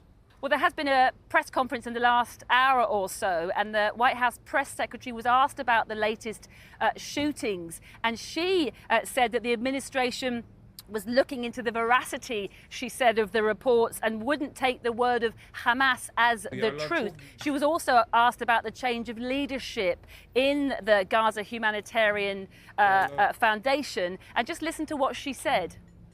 Well, look, this was a creative idea that the president called for to get aid into the region. These people were desperate and starving, and the president didn't like seeing imagery of that, and he wanted to ensure that aid was brought in with the approval of Israel for understandable reasons. We will never forget the brutal attack on October 7th. And again, this is something that the previous administration was unwilling to put the time and effort into doing. Well, she seems to imply that the whole idea of this Gaza aid group was all President Trump's. Important to say in this respect, though, that the Boston Consulting Group as a private entity presumably would have been operating at arm's length from the White House. But today, the Gaza Humanitarian Foundation has announced that it has appointed, in fact, a pro-Trump evangelical pastor by the name of Johnny Moore to take over running the organization. Siobhan Kennedy in Washington. Children of Reem Zidane are mourning their mother today. Come back, answer me, says her son Zain. Behind him, his 15-year-old brother Ahmed explains to a reporter why they'd risk trying to get to the aid site. Everything's been under siege, he says. Of course we were going to go. My mother was telling my brother, lean over, lower your head, do what I'm doing. My brother turned his head, and then a bullet went into her head. We are supposed to be able to eat with dignity. We're supposed to receive aid without humiliation, without being disgraced. It was Reem's fifth attempt to get aid from the new US-Israeli-backed Gaza Humanitarian Foundation in Gaza's far south. She'd returned with nothing each previous time, losing out to those faster, stronger, in the chaotic competition the new aid system has created. This was the third consecutive morning of Israeli shooting in the vicinity of one of the GHF sites. On this occasion, the military confirming it had fired toward what it called suspects who'd left the main route. Gaza's health ministry reported 27 people killed, nearly 200 injured. I was in the way at 3:30 in the morning. There was shooting and I lay down. I don't know how the bullet hit my head. If it seems extraordinary that again so many stayed on through the shooting to try for the aid, these are the stakes in Gaza right now. This is a bloodbath with bits of food soaked in it. We go there to die. They fire bullets and shells at us and quadcopters fire at us. All of this is death. We see people killed in front of us and end up leaving empty-handed. We're tired of this. Maybe people will be able to get aid if their IDs were checked. That was GHF's original plan. Nominated representatives, irises scanned, taking days' worth of food back to their families. It has not run as advertised. Since Sunday's shooting, GHF and the Israeli military have been closely aligned, both condemning media lies, both denying incidents at or near the aid site, Israel's army admitting only to firing warning shots further away. Today, a change in approach. Israel admitting that this morning warning shots were followed by the real thing. And as some of the suspects continued, despite these warning shots, advancing towards the troops in a threatening manner, further fire was directed near these specific individuals. But doubling down on the accusation that media were reporting Hamas propaganda without verification. June 1st, Hamas claimed Israel had killed 31 people at an aid site in Rafah. The New York Times and others ran with it. Then we've released an Israeli drone footage showing that Hamas gunmen opened fire on the crowd. Now, did the media lead with that correction? No. For good reason, as it turns out. The footage used in a separate government briefing today is from a different location and time. Our colleagues in Gaza say the gunmen belong not to Hamas, but an armed gang that was selling stolen aid. This evening, Israel's military released new footage of its troops in Gaza's... Nope, take it one step further.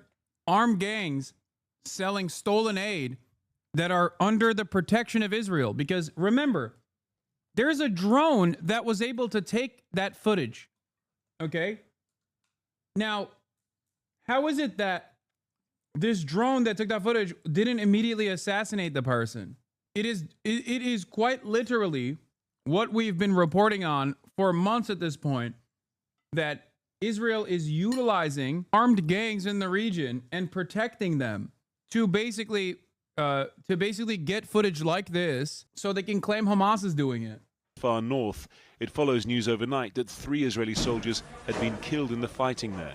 Israel's prime minister calling their deaths a heavy price, promising to achieve all the goals of the war.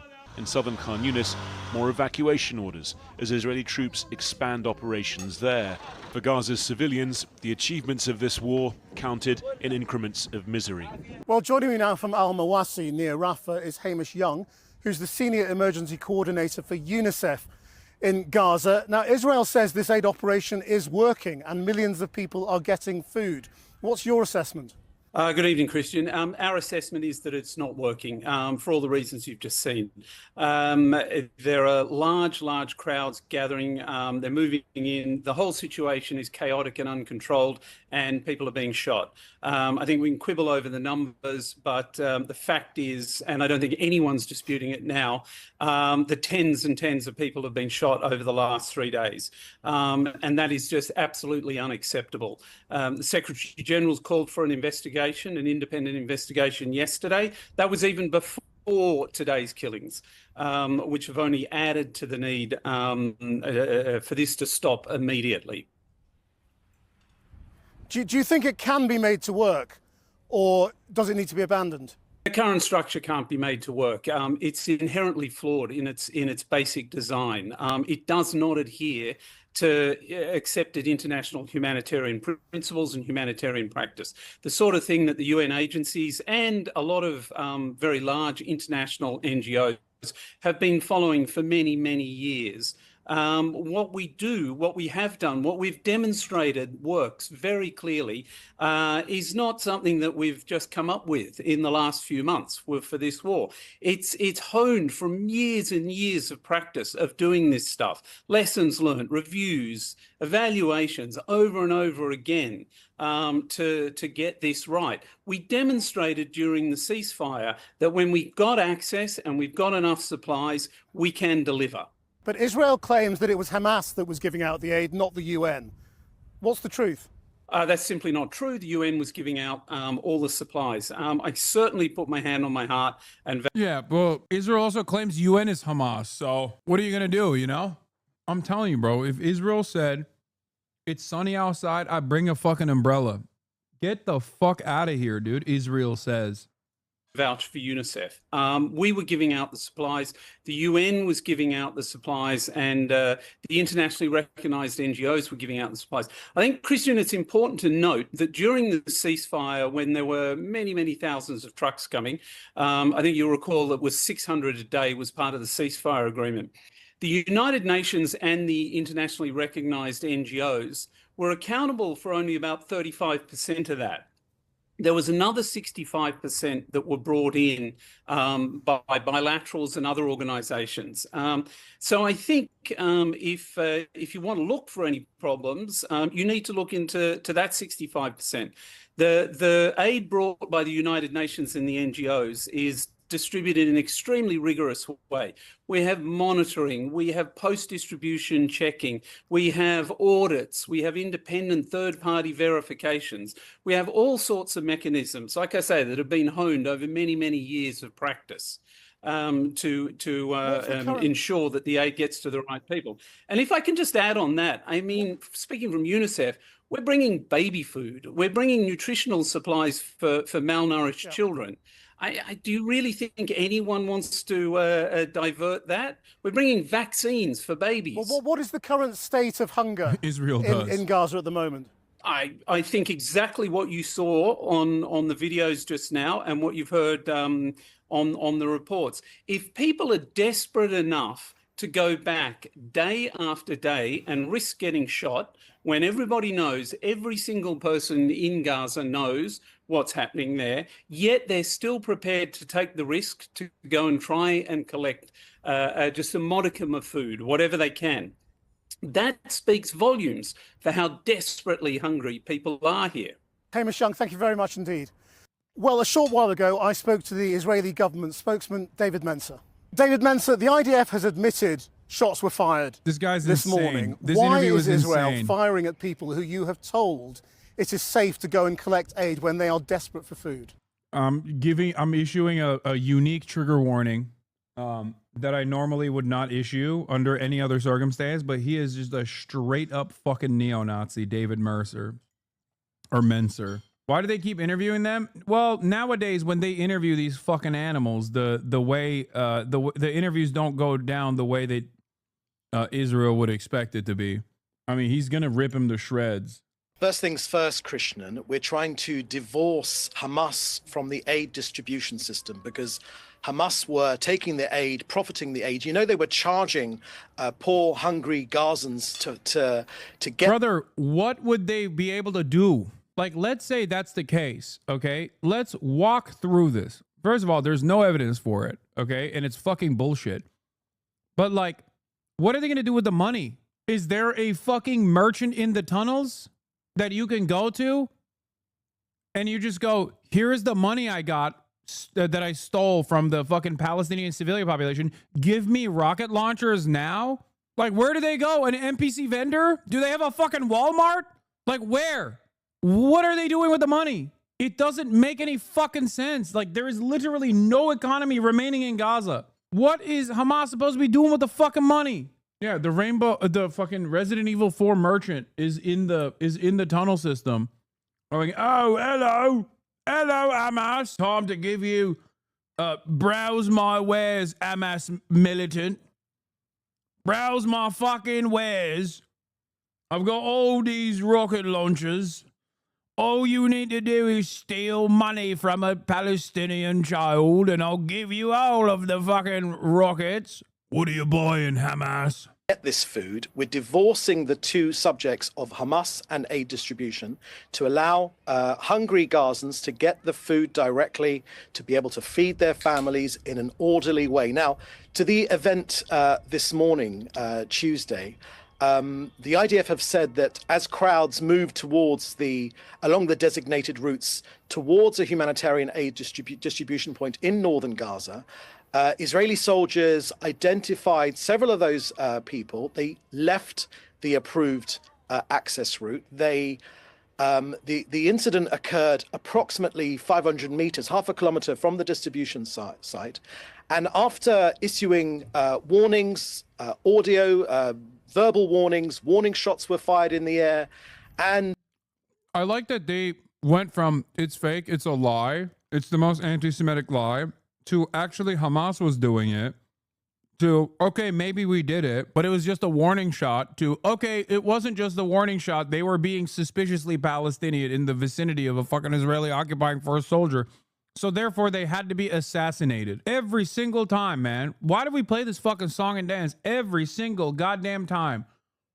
Yeah, I mean, it's a classic. It did not happen. Okay, it happened, but it wasn't us. Okay, it happened and it was us, but we didn't kill anyone. Okay, it happened and it was us, but we only killed someone the third time in a row it happened. It's just, it's so fucking spectacularly ridiculous. And unfortunately, some of these suspects continued advancing towards our troops in a threatening manner, and so further fire was directed near.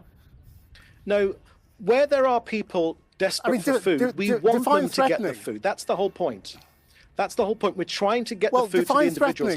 Were they armed? The IDF will be able to answer that question directly. But let me tell you, our intention is to get as much food to ordinary Gazans. In the video of the incident on Sunday, the IDF have already released that video, and it showed as clear as daylight. That's a totally separate incident, David. Right. Well, but this is very, very important to put this into context. That's a totally separate incident in a different place. No, it's not. And there's no evidence that was even Hamas. It's 2 days before. It's 2 days before, and these are Hamas gunmen.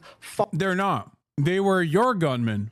They were gunmen, as I've detailed, that are working directly with the Israeli occupying force, that are ISIS affiliate militants and criminal elements in the region that get to operate within the fucking Israel, the Israeli created red zones, suspiciously without ever getting shot by any of these fucking quadcopters, including in the goddamn drone footage that they're posting. The entire reason why they do this is so they can literally post that drone footage to be like, well, see, Hamas was doing it. Firing on their own people, Christian. You don't know that. Why there's no evidence for that. And it's in a totally separate incident. Let's keep it to what happened this morning. Let's keep it to what happened this morning. Was anybody armed? Did anybody fire at the IDF? We can't separate the two. We can't separate the two. Now, the IDF said they were advancing in a threatening manner, and obviously they felt their lives were under threat. The IDF operates under international law, not Channel 4 law, international law. And that's why it's very important. The details of this case are very important. Now, the IDF is aware of these reports and also of casualties, and they are reviewing the incident. But look, a couple of things are clear. We are not preventing the arrival of Gazans. The opposite. We want more humanitarian aid sites, and we want more Gazans to collect that food. We're encouraging it. Now, these warning shots were fired David, away from the aid distribution. Twice now, desperate people who have been starved for weeks have been shot at while trying to collect aid. Starved for weeks by who? Also, it's pretty funny that the Channel 4 reporter is in Jerusalem and he's talking to the Israeli Hasbara guy who's in Tel Aviv. Like, they could be doing this in person. I didn't even realize until this moment, like, what the fuck? I will say, these guys are, like, Western media has started to do real coverage, finally. And they're talking... Western media is covering this shit like Israel won't actually deport them or even fucking assassinate them, which is surprising to me. Like, it's odd. Like, you're talking a big game when you're literally inside of the apartheid state, shockingly enough. But once again, this is a marked tonal shift from mainstream reporters. While terrifying the population of Gaza even more, they're too scared now to go to collection points because they know they could be shot at by the IDF. So that is precisely the Hamas rhetoric that they want you to publish. It's the fact of what's happened. More than 50 people are dead. No, that's not the facts, Krishnan. You have got the facts wrong because we've already shown you video. This is also why we're trying to explain to people, like, this kind of stuff. You know how I said, like, constantly associating Israel with Judaism and then claiming that anytime you say something that, like, literally happened, someone goes, oh, that's blood libel, is basically having the unintentional opposite effect of people not going, oh my God, I should stop saying the truth now. But instead, it makes people go, okay, well, I guess fucking I'm doing blood libel and maybe you were lying about blood libel, right? Creating anti-Semitic opinions. The other impact of this is that when you constantly associate the entire planet with Hamas and you do it over and over again, as you are so openly the far greater evil in this process, doing a fucking genocide, right? Eventually, you're pushing people to negatively polarize against Israel so hard that they start backing Hamas, okay?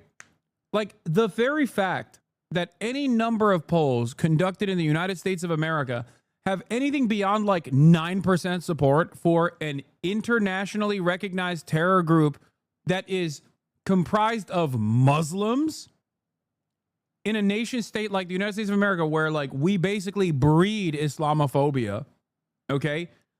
Anything beyond like maximum 9% is insane to me.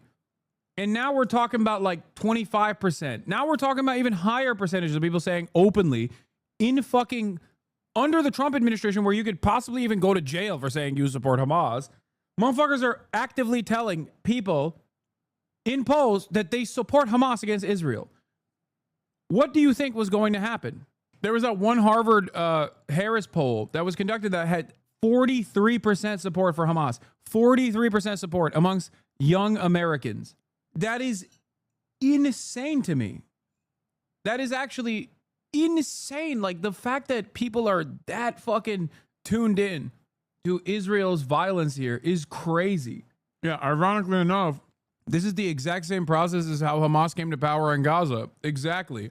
And as we know from all the polls that I've shown you, in historic Palestine, those who do not live under the rulership of Hamas oftentimes have a much higher favorability for Hamas.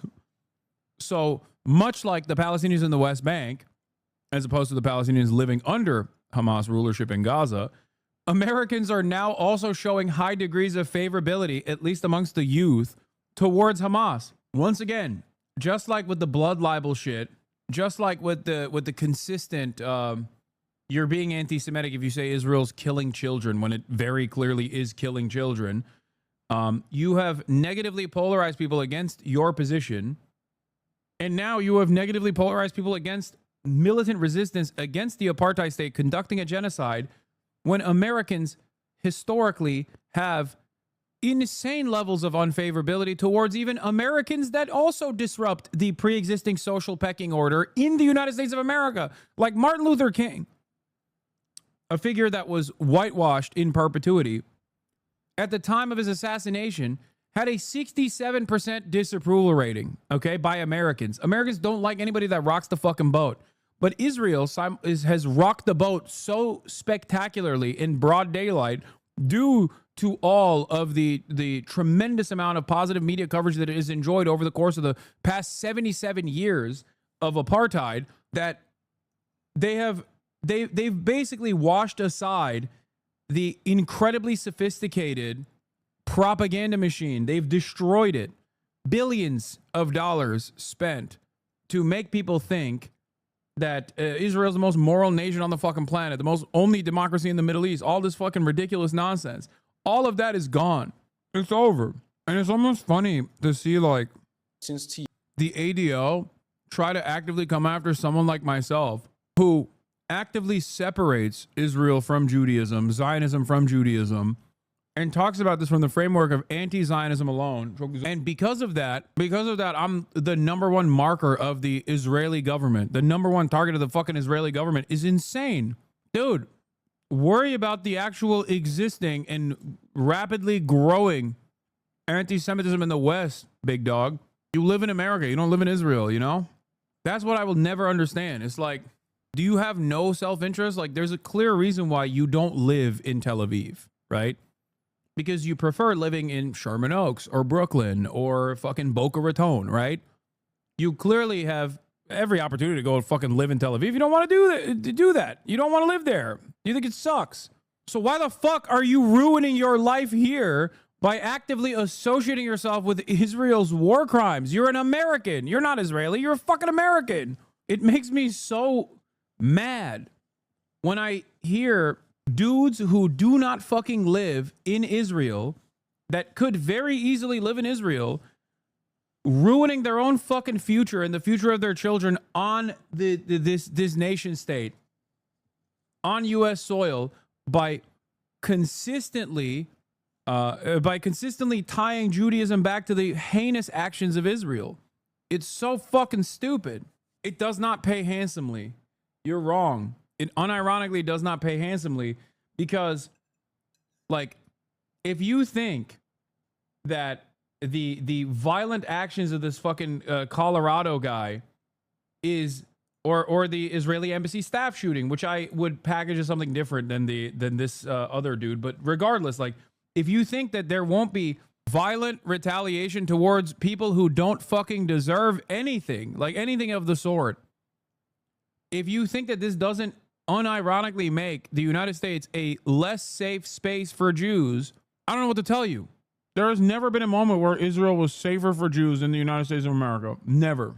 My point is, all of this violence being packaged as being done at the behest of Jews all around the world is creating tremendous enmity towards Jews, okay? Regardless of what their worldview or their position might be. That is my point. Israel is making the rest of the planet a less safe space for Jews by not only its conduct, but its constant association with Judaism, its constant false conflation of with Judaism. They attack you because you separate Judaism from Israel. As you said, they can more easily discount the Candace Owenses because she is anti-Semitic. Ironically, though, that isn't even true anymore because anti-Semitism does not carry the same stigma due to them exactly trying to tie Israel to Judaism. That is my point. That is the point I'm making, is that these guys don't mind the likes of Candace Owens or Dan Bilzerian or any number of different people who are openly anti-Semitic, who are also anti-Israel. Okay? The ADL and all these advocacy organizations don't care about those guys because they can always point to those guys to say, of course they hate Israel, they hate Jews. But when it comes down to someone like myself, I jokingly have said this before. I don't know if this is like 100% the truth or not, but I've jokingly said this before. I'm the motherfucker that's actually causing Jonathan Greenblatt's nieces and nephews to be anti-Zionist. So he fucking probably does not like that. Okay? Because Jonathan Greenblatt's nieces and nephews are never going to listen to Candace Owens and go, oh, wow, I guess Jews are actually believing the fucking Talmud and trying to do historic baby murder rituals or some shit. Like, no Jewish person is going to fucking understandably believe the insane anti-Semitic conspiracies. But that's the problem. And by the way, when I say I'm converting Jonathan Greenblatt's nieces and nephews, I'm not talking about literally his nieces and nephews. I'm simply stating that, there are plenty of young Jews in this community. An entire generation of potential Hasbara agents have now been, have now unironically become way more radicalized against the state of Israel for understandable reasons. You got people that would be funding Jewish advocacy organizations that would actually work as a, Israeli defense organization. Anyway, let's see what this fucking dipshit has to say on Sky News. In the air, and still, some of these suspects continued to advance towards the troops in a threatening manner. Still, further fire was directed close to them, but not to them, but they continued their advance. So we know very well about this report, but I must tell you again that we have released verifiable footage of Hamas gunmen themselves firing at Gaza. David, yes, but the footage that you just alluded to from the incident. I never in my life would have thought Sky fucking News would be doing real-time pushback. Chat, is this real? It's so fucking crazy, dude. That is unfucking believable. For months on end, when an Israeli official went on Western media, whatever they said, it was whatever I say goes. All of a sudden, almost overnight, well, not overnight, but in the past couple of weeks, people are actively going, yeah, no, the footage that you sent in is actually not from that incident. And it seems that forensic analysts have figured out that those weren't Hamas militants at all. They were actually criminal elements. Incident on Sunday is disputed. It was not of the I don't think Gaza it's disputed Health at Foundation. all. I don't agree with you. I don't think it's disputed at all. It's probably disputed by people that want tame control of aid distribution. Yeah, which is, of course, the United Nations. But we're not going to have that anymore because So that let's is talk their about last this incident. vestiges Let's talk about of this control. incident on Tuesday. Okay, David, let's talk about this incident on Tuesday. 27 people killed. You say there was a threat. Did they have weapons? Well, you'll have to ask the IDF for the specifics. Points I'm asking about you. that. You're here to speak. Right, and for the Israeli I'll government. tell you that the IDF is not preventing the arrival of Gazans at humanitarian That was sites. not my question, David, It's as you well know. precisely the Did opposite. they have weapons, David? It's precisely the opposite. We are encouraging it. Now, the warning shots were fired away from the aid distribution point in response to the threat perceived by IDF troops. Now, we are facilitating, using this independent operation of this NGO, the Gaza Humanitarian Foundation, specifically precisely to ensure that aid reaches civilians and not Hamas. David, I don't get it. Is it because, like, Chat. I don't understand how at this point they don't have like better propaganda. Like, I don't get it. Is it because like, is it arrogance? Is it pure arrogance where it's like, oh, we've gotten away with this for so long, we don't need to do anything? Or is it simply like the overwhelming number of war crimes that they commit on a daily clip that it's virtually impossible for them to find better propaganda? Like, I've been covering this for years, and I feel like possibly due to the overwhelming number of people who were even remotely invested in this being like super pro-Israel in the past, whenever I would talk about like Israel striking a journalist or Israel striking the Associated Press building or, you know, Israel doing another siege, right? Like whenever I used to talk about stuff like this, I felt like there was so much more sophisticated propaganda that from the Israeli side, or maybe it was because the overwhelming majority of information coming out immediately was discarded. Like the information coming out of the Palestinian side was like completely fucking discarded. And a lot of the counter narratives were pushed by the only people that were invested in Israel, which was of course people who were pro-Israel and right-wing think tanks and shit. I don't know.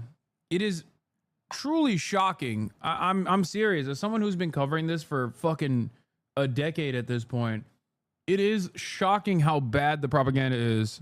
I guess they relied too much on people not recognizing the humanity of Palestinians or even recognizing Israel's violence at all. Been many occasions of Hamas lying to international media, and unfortunately international media repeating those lies, and that very often leads to we're not repeating any lies, David. I'm putting the questions to you, and as you well know, in recent weeks we have spoken to Hamas about this. This 27 that were killed, 3 children were killed, 2 women, were they a threat as well? Again, every bit of news which comes out of Hamas, of Gaza, is controlled by... Of Hamas. I mean Gaza. I mean Hamas. The terrorist organization. There have been many. I can read so you we can't be trusted is what you're saying. No, I'm not. I'm saying that you need to verify. Do your jobs, We'd media. love to, David. We are not preventing Gazans from accessing as you know, David, and as aid. you and I have spoken about before, we would love to verify this, but international journalists are not allowed into Gaza, are they? Why not? Well, I'll tell you very clearly what the reason is for that. Our priority is getting our hostages out. Oh my God, he's getting increasingly more red. Oh my God, bro! If Israel keeps this up, England is gonna elect Jeremy Corbyn. By the way, every single one of these fucking monstrous pieces of shit were directly in opposition to Jeremy Corbyn, including this fucking dipshit. One of the more sophisticated Israeli operations. The IDF is now saying they'll shoot anyone trying to get aid tomorrow. Oh, nice. I like that we're at the final stage, which is humanitarian aid distribution sites in Gaza Strip will not open tomorrow. The Gaza Humanitarian Foundation, the U.S. and Israel-backed body in charge of the aid distribution, announces. According to GHF, the aid sites will be closed for a day to carry out logistics works to accommodate for larger crowds that have been arriving in recent days. GHF says it'll resume activities on Thursday. IDF's Arabic language spokesperson, Colonel Avichai Adrae, republishes the announcement, warning Palestinians that travel on roads leading to the aid sites is prohibited, as they are considered combat zones. There is something to be said about like dual loyalty narratives being an anti-Semitic trope in a time of like unprecedentedly open fucking loyalty demonstrated to Israel by people who are British or by Americans in general. It is kind of fucking wild that that's yet another thing that was like, oh, this is anti-Semitic. And it is, right? The idea that like you see an American Jew and you automatically assume that they are loyal to Israel is an anti-Semitic trope. Meanwhile, I'm sorry, but if you're a fucking American and you're watching television and virtually every single guy that sounds like you is either over there killing children or your fucking neighbor is on television talking about how Israel is the most important fucking country on the planet, of course people are going to go, oh, what do you mean dual loyalty? It feels like it's single loyalty. Like Chuck Schumer yesterday, okay? Chuck Schumer yesterday, he's Jewish. He's the highest ranking Jewish official in American Congress. There is unprecedented harm taking place against the American population right now by the Trump administration. You have people that are getting rounded up with the Gestapo. You have the same Gestapo police coming after Democratic congresspersons and trying to weaponize the Department of Justice against Democratic congresspersons for participating in a protest against ICE in their own fucking building. You have the big, beautiful bill that is a ginormous wealth transfer to the wealthiest individuals in society, knocking out potentially tens of millions of people off of their Medicare coverage, like the elderly who need long-term care that get it from Medicaid and not Medicare, right? Because Medicare doesn't cover their fucking long-term elderly care needs. You have the working poor and their children that are potentially going to be knocked out of fucking SNAP benefits to the tens of billions of dollars, right? To the tune of tens of billions of dollars. What the fuck is Chuck Schumer doing in the process? What has Chuck Schumer done in the process? He released a video complaining about how Trump might actually follow through on fucking Barack Obama's Iran denuclearization deal. I'm not even kidding. It feels like a joke.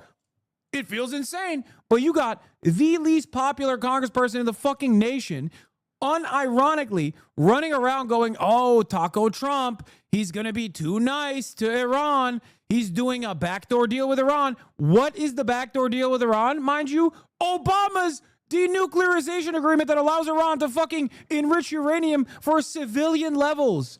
It's the same fucking deal that Donald Trump actually ripped apart. And of course, Chuck Schumer is saying that because Chuck Schumer was against Obama's Iran denuclearization deal when he was in Congress at that point in time. That's right. Did he get punished for it? Fuck no. He did not get fucking punished for it because he is Israel's most loyal fucking soldier. What are we doing? He has stated time and time again that his role and his responsibility is to make the left love Israel, okay? He stated it.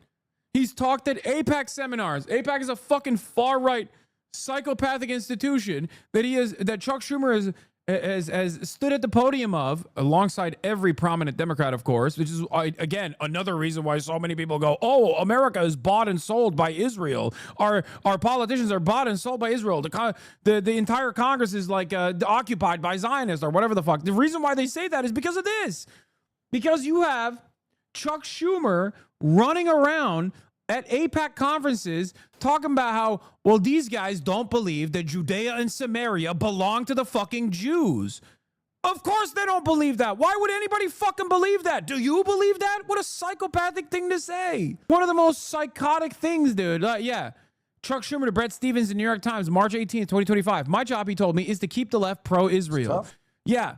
This is why he's fucking running around criticizing Donald Trump for literally trying to do the Obama denuclearization agreement. Remember, the same agreement that Donald Trump ripped apart when he actually came into office, now he's trying to bring back. Donald Trump is, I've joked about this before. I'm like, the ultimate goal for Trump is unironically the Obama denuclearization agreement because it was a pivotal achievement for American-Iranian relations at the time. It was a pivotal fucking achievement, okay? Probably Obama's most significant contribution to foreign policy. And Donald Trump came in and was like, nope, Obama did it. I hate it. Also, I love Israel. Am Israel high. And he fucked it up.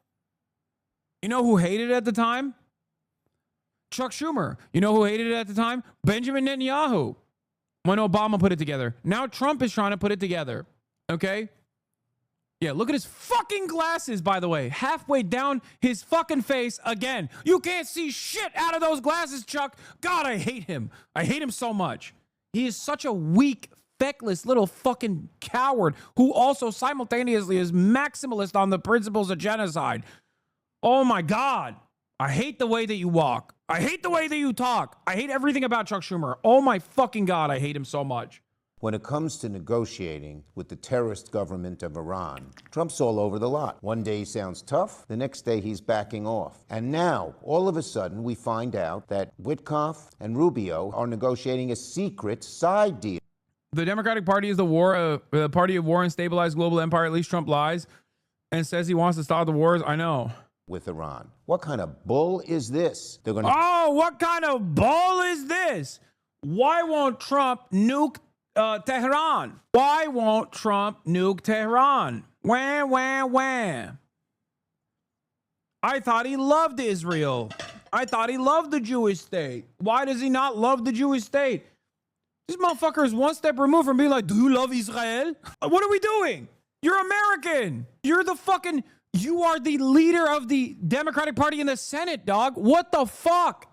There are a million things that the Trump administration has done. Not a single fucking peep from this goddamn demon until he's like, oh, do you love Israel?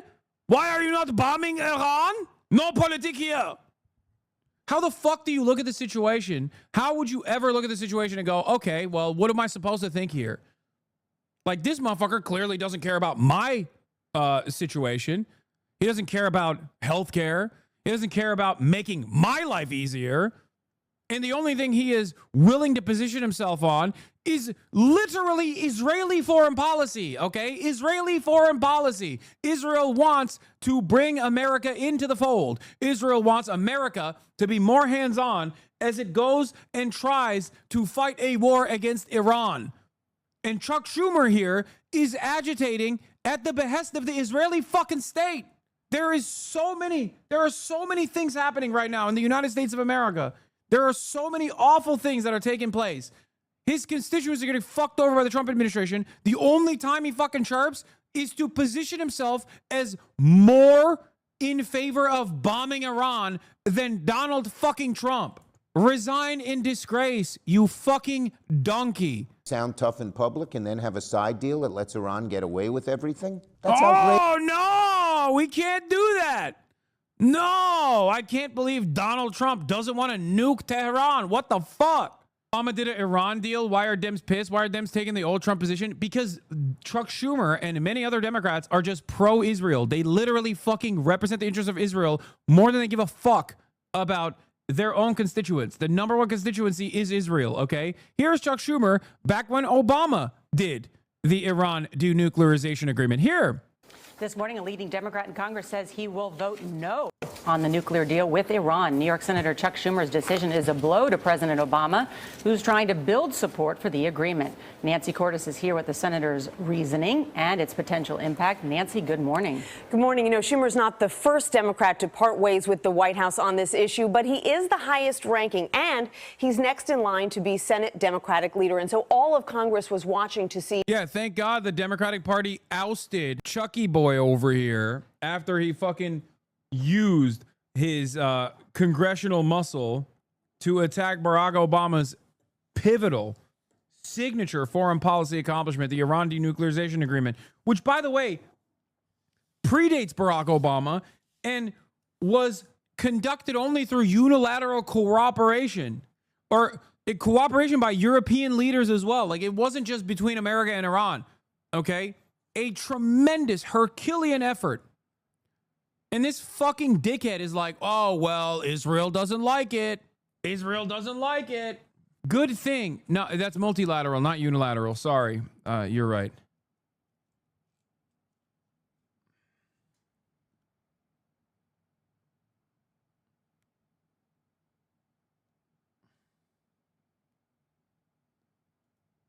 How he would come down. In a detailed 5-page statement, Schumer said, quote, there are serious weaknesses in the agreement. It would allow Iran, after 10 to 15 years, to be a nuclear threshold state with the blessing of the world community. A short time later, Elliot Engel, another Jewish Democrat who is ranking member of the House Foreign Affairs Committee, also announced his opposition to the deal. And their announcements could give cover, Charlie, to other Democrats who are thinking of coming out against this deal. Nancy, thank you so much. Yeah, would you look at that? What is this? Exclusive Alex Jones responds to Palantir hysteria and lays out what is really happening. Don't want to come across as me ever having liked Alex Jones, but man, what a downfall. We're literally in a supposed period he always prophesied of unchecked government power and openly evil corporate overloads. And now he's just like, it's all just fear mongering. Once again, I have to repeat my position, okay? Alex Jones has always been a fucking psyop.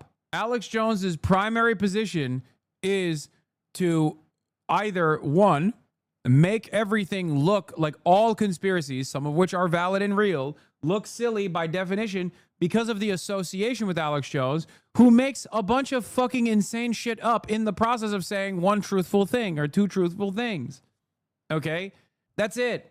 And now that we live in the post-Alex Jones world where, even the conspiracy theories have become democratized because all information dissemination is democratized.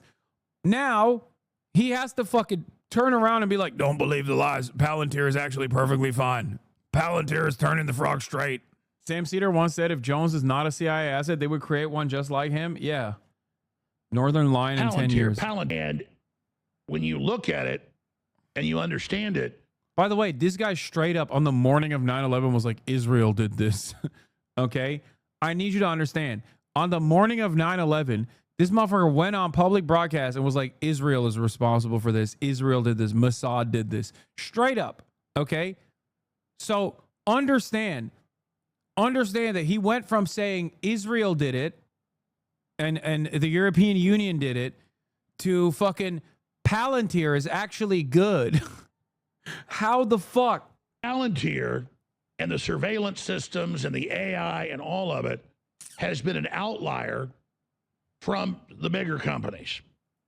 And it's been wanting to get big contracts, and Trump wants to use it to track illegal aliens and stuff, and the real ID that... Yeah, oh, yeah. That's what Trump wants to use it for. Yeah, Palantir is fine. It's not... Like, that's crazy, man. You're talking about a fucking insane company that is named after a movie, like a villain's surveillance technique in the fucking movie that is led by a literal blood-sucking demon who isn't even originally American. Like, that right there that's Alex Jones's reality. Like, that's what he was saying. How the fuck did this happen? Peter Thiel unironically has fucking blood boys, dude. He sucks on the blood of the young. He actually does blood transfusions with young boys. He has many Hillary Clinton style, maybe assassinations. Who knows? Okay. He's also gay. That's the other thing. Like, you don't like gay people. He's gay. There's so many different avenues of attack for someone like Alex Jones here. Okay, some valid, some invalid, but it doesn't matter. He's like, nah, Palantir is a big company, and Trump is using it to fucking find undocumented migrants, undocumented immigrants. They're trying to bring in that's terrible, that never got implemented because it's unconstitutional. So I've been critical of all of that, and I obviously don't trust Palantir and the rest of the stuff it's doing. But it is small compared to all the other big AI and the Pentagon, Sentinel, and all the rest of it. The reason you're seeing the attacks on it everywhere is because it's trying to get contracts that other big tech companies already have, and because Palantir has been supportive of Trump. And so, yeah, Trump is going to them because they've been supporters. But all this hype about Palantir, all of these systems can be used for control. All these systems are out of control. All the AIs are woke. So Palantir is being used to... Dude. I mean, it's been said before. I've also said this as well. But like, if Jeffrey Epstein wasn't assassinated and he was able to go on podcasts and talk about how much he hates woke, Alex Jones would hail him as a hero, a champion. Okay? Straight up. Palantir is actually not woke. Run AI, drones killing people in Gaza. All of it's very concerning. But why do people know about Palantir and nothing else? Well, that's because it comes from the left, only focusing on Palantir. Oh, the wokes hate Palantir. That's why you're supposed to like Palantir. That's what it is. Yeah. Here, IDF veteran pitches White House on AI program that scans open web for radicalization following the Israeli model of counterterrorism. Here's what Aaron Cohen, an IDF special operations veteran, said on live on Fox News. Let's hear it. Let's hear what he had to say. The Trump administration is listening. Partner with me and let's scale this and get local law enforcement the tools they need. My technology will prevent these threats from popping off. You have to get in front of these. The technology's here. The Israeli model meets Palantir quality engineering, and I've got it, and the White House needs to give me a buzz, and let's get this thing scaled nationally, and it's called Gideon. Yeah, let's scour the internet with Israeli technology that monitors whatever people are saying online so we can fucking arrest them. You know your cause is just when your approach is total suppression and disappearance of anyone who expresses any dissent about your ethnic cleansing project. Yeah. No, it seems like a great idea. Seems like you guys are on the right side, man. He's like, we must engage in mass surveillance of law-abiding American citizens to figure out if they love Israel. Do you love Israel? Israel #1. No politics here. Why you no love Israel? That's sick. Good stuff, man. That certainly is going to change the fucking tide. Okay? Yeah. Do you love Israel? Why you no love Israel? Oh, you hate Israel. Oh, Israel, small nation. Why you hate Israel? Oh, anti-Semitism. Anti-Semitism. Oh, do you go to Colombia? Anti-Semite? Like I saw in my favorite Israel TV show. Colombia, anti-Semite. You love Hamas? You are Hamas? That's what the Palantir fucking surveillance state is going to be doing to me on a daily basis. You have said, I'm Israel high? You have said, I'm Israel high? You have forgotten. You have forgotten to say, I'm Israel high? Do you love Israel?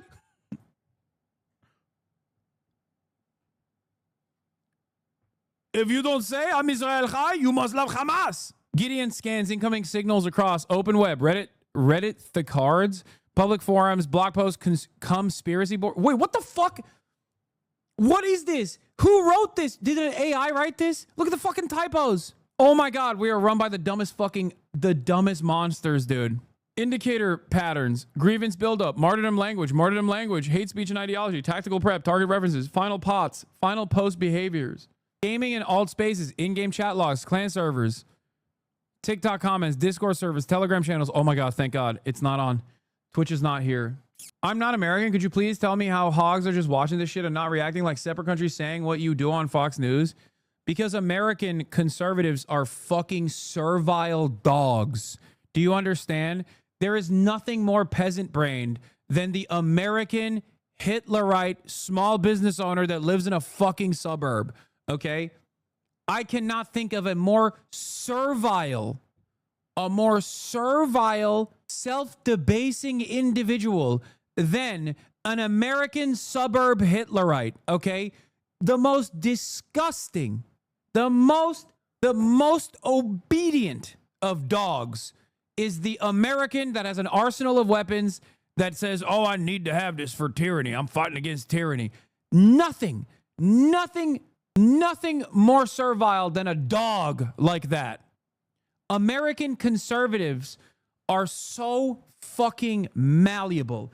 They are almost entirely propping up the cuckold pornography industry with their behavior on a regular fucking basis. They are complacent. They are dogs. They literally sit around and go, please, sir, can I have some more? More boot, please. I will suck on it. Damn, this guy's good.